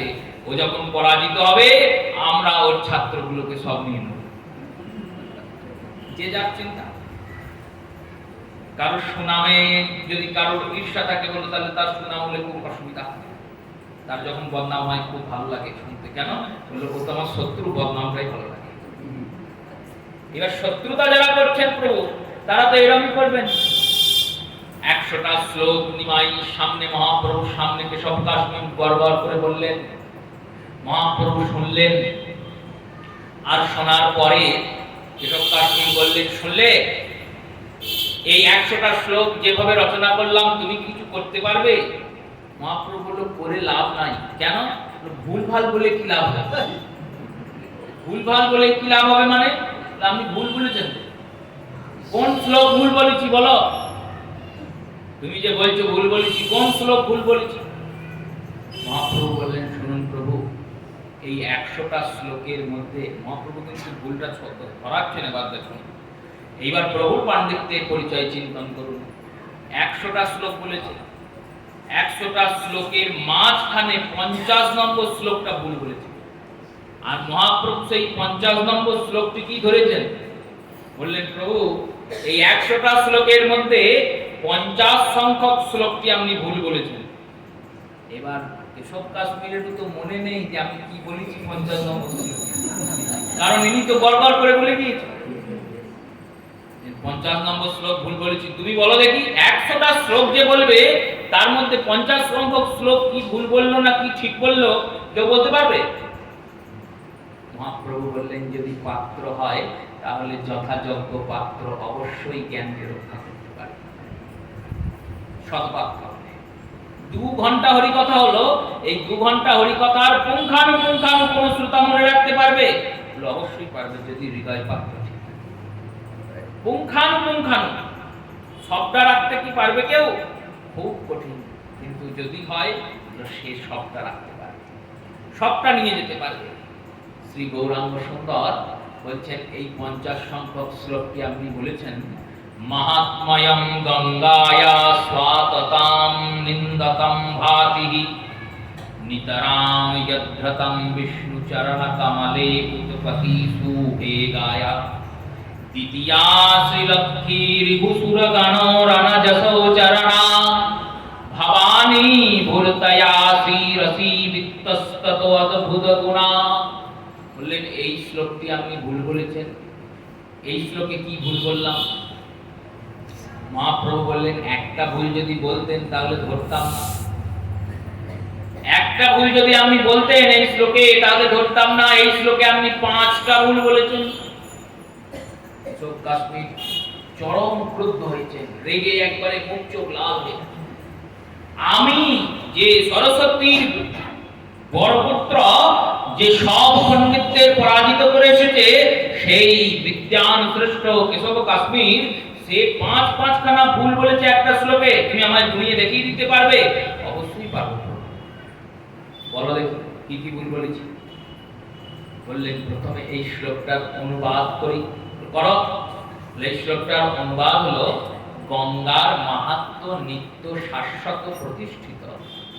যে গঙ্গা শিবের দ্বারা ভরিত হন, শিব যার দ্বারা ভরিত হন, যে শিব পার্বতী দ্বারা ভরিত।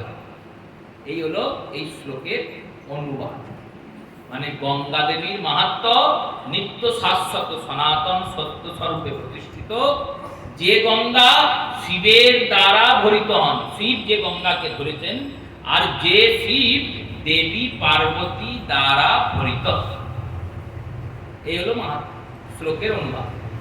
এবার ভুলগুলো বললেন দেখুন প্রথম ভুল কি না, প্রথম ভুল হলো যে ভুলটি, সেই ভুলটির নাম, প্রথম যে দোষটি সেই দোষটির নাম অভিজ্ঞাত বিধ্বংস দোষ।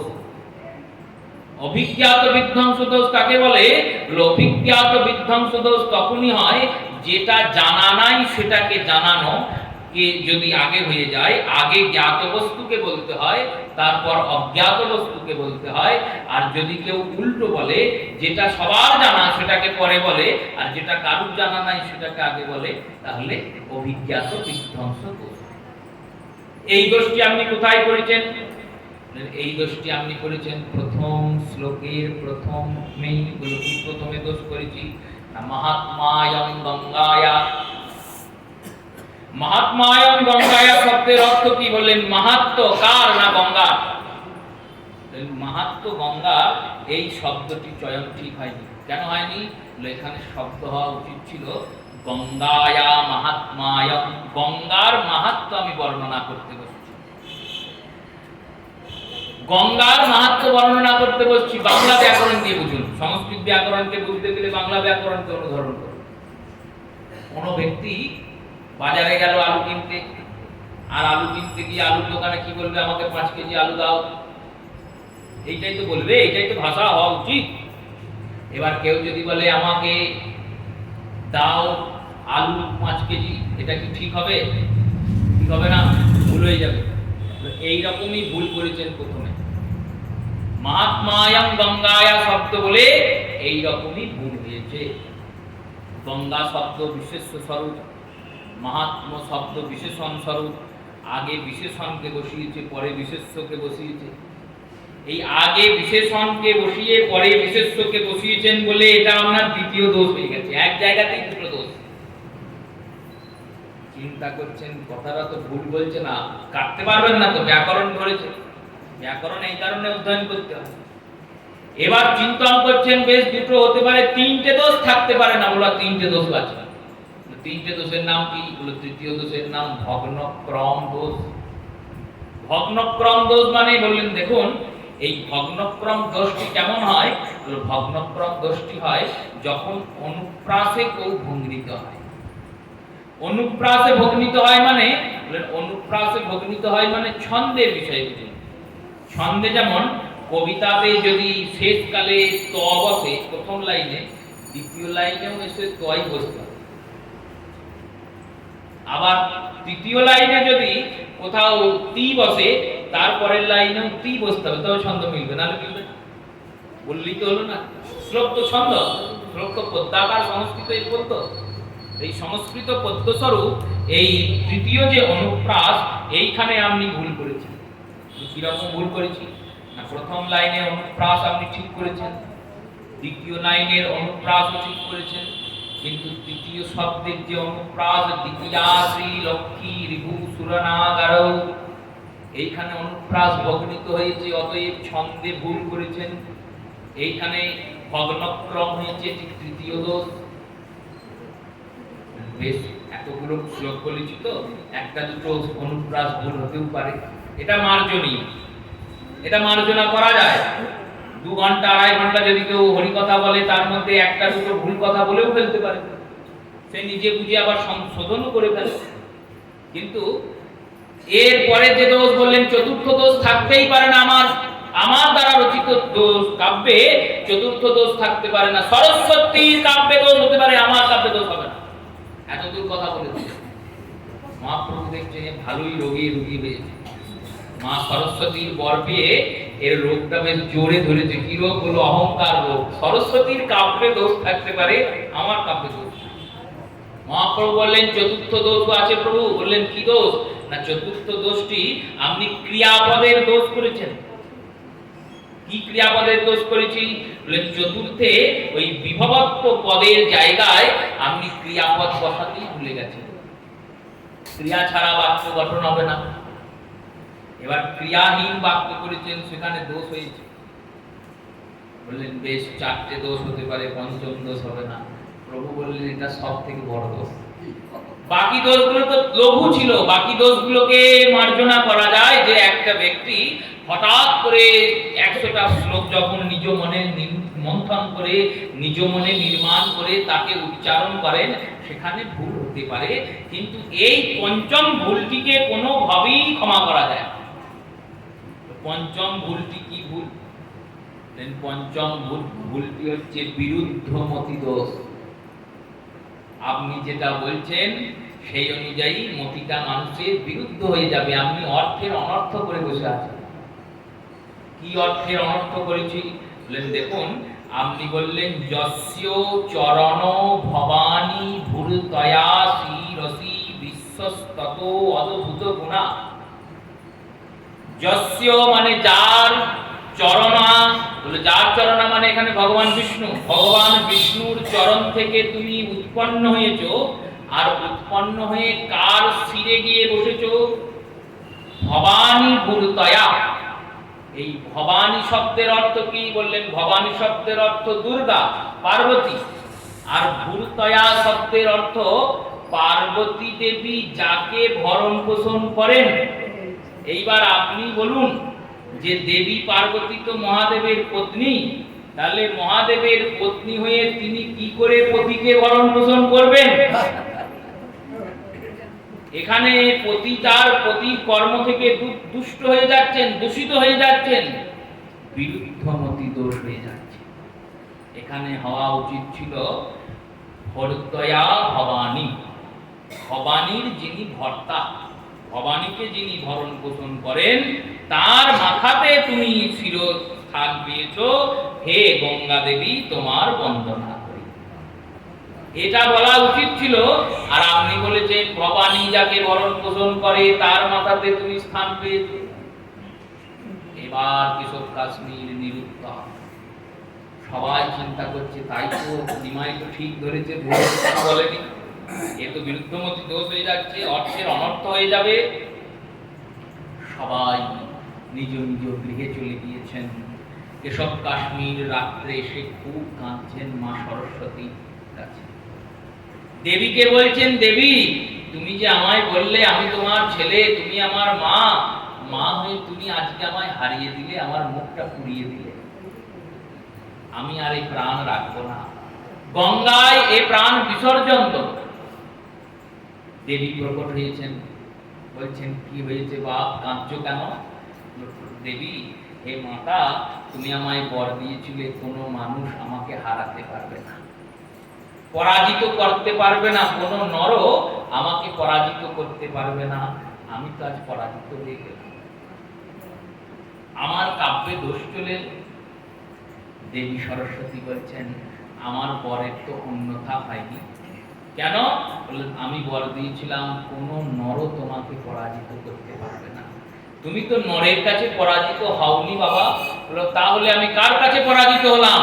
ওই যে নিমাই আমাকে পরাজিত করলো। বললো উনি নর তো নন। বললো তাহলে কে? বললো উনি স্বয়ং নারায়ণ।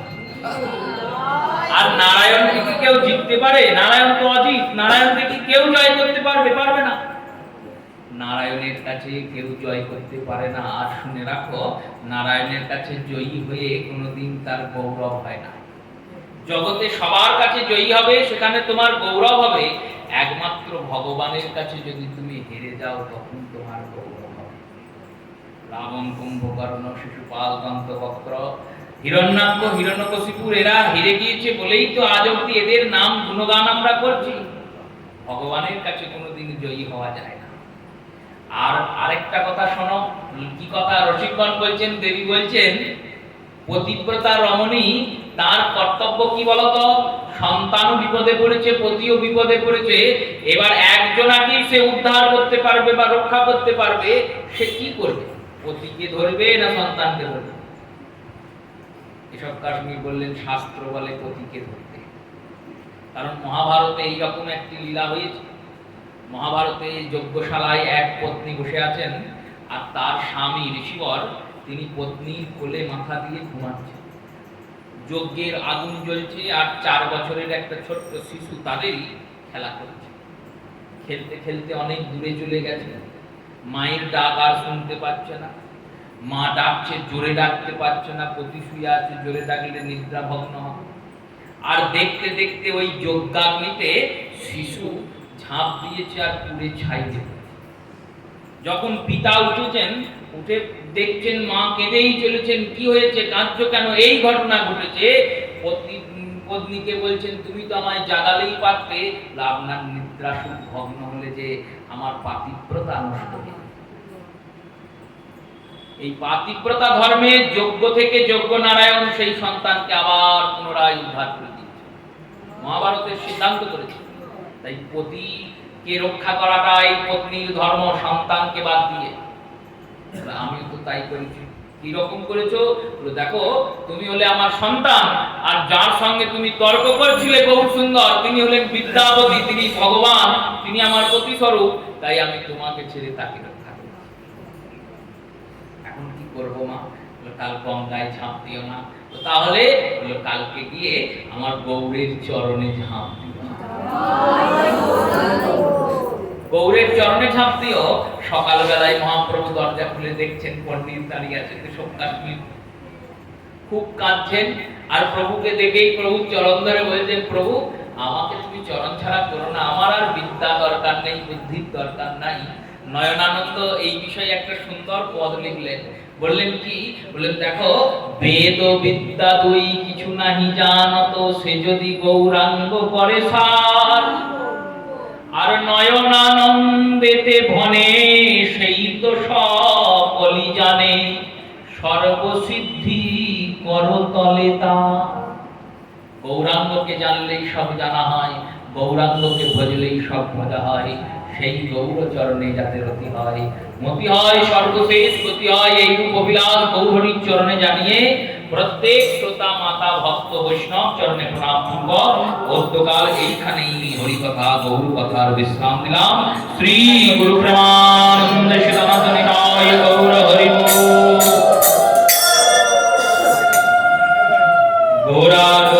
গৌরাঙ্গ হে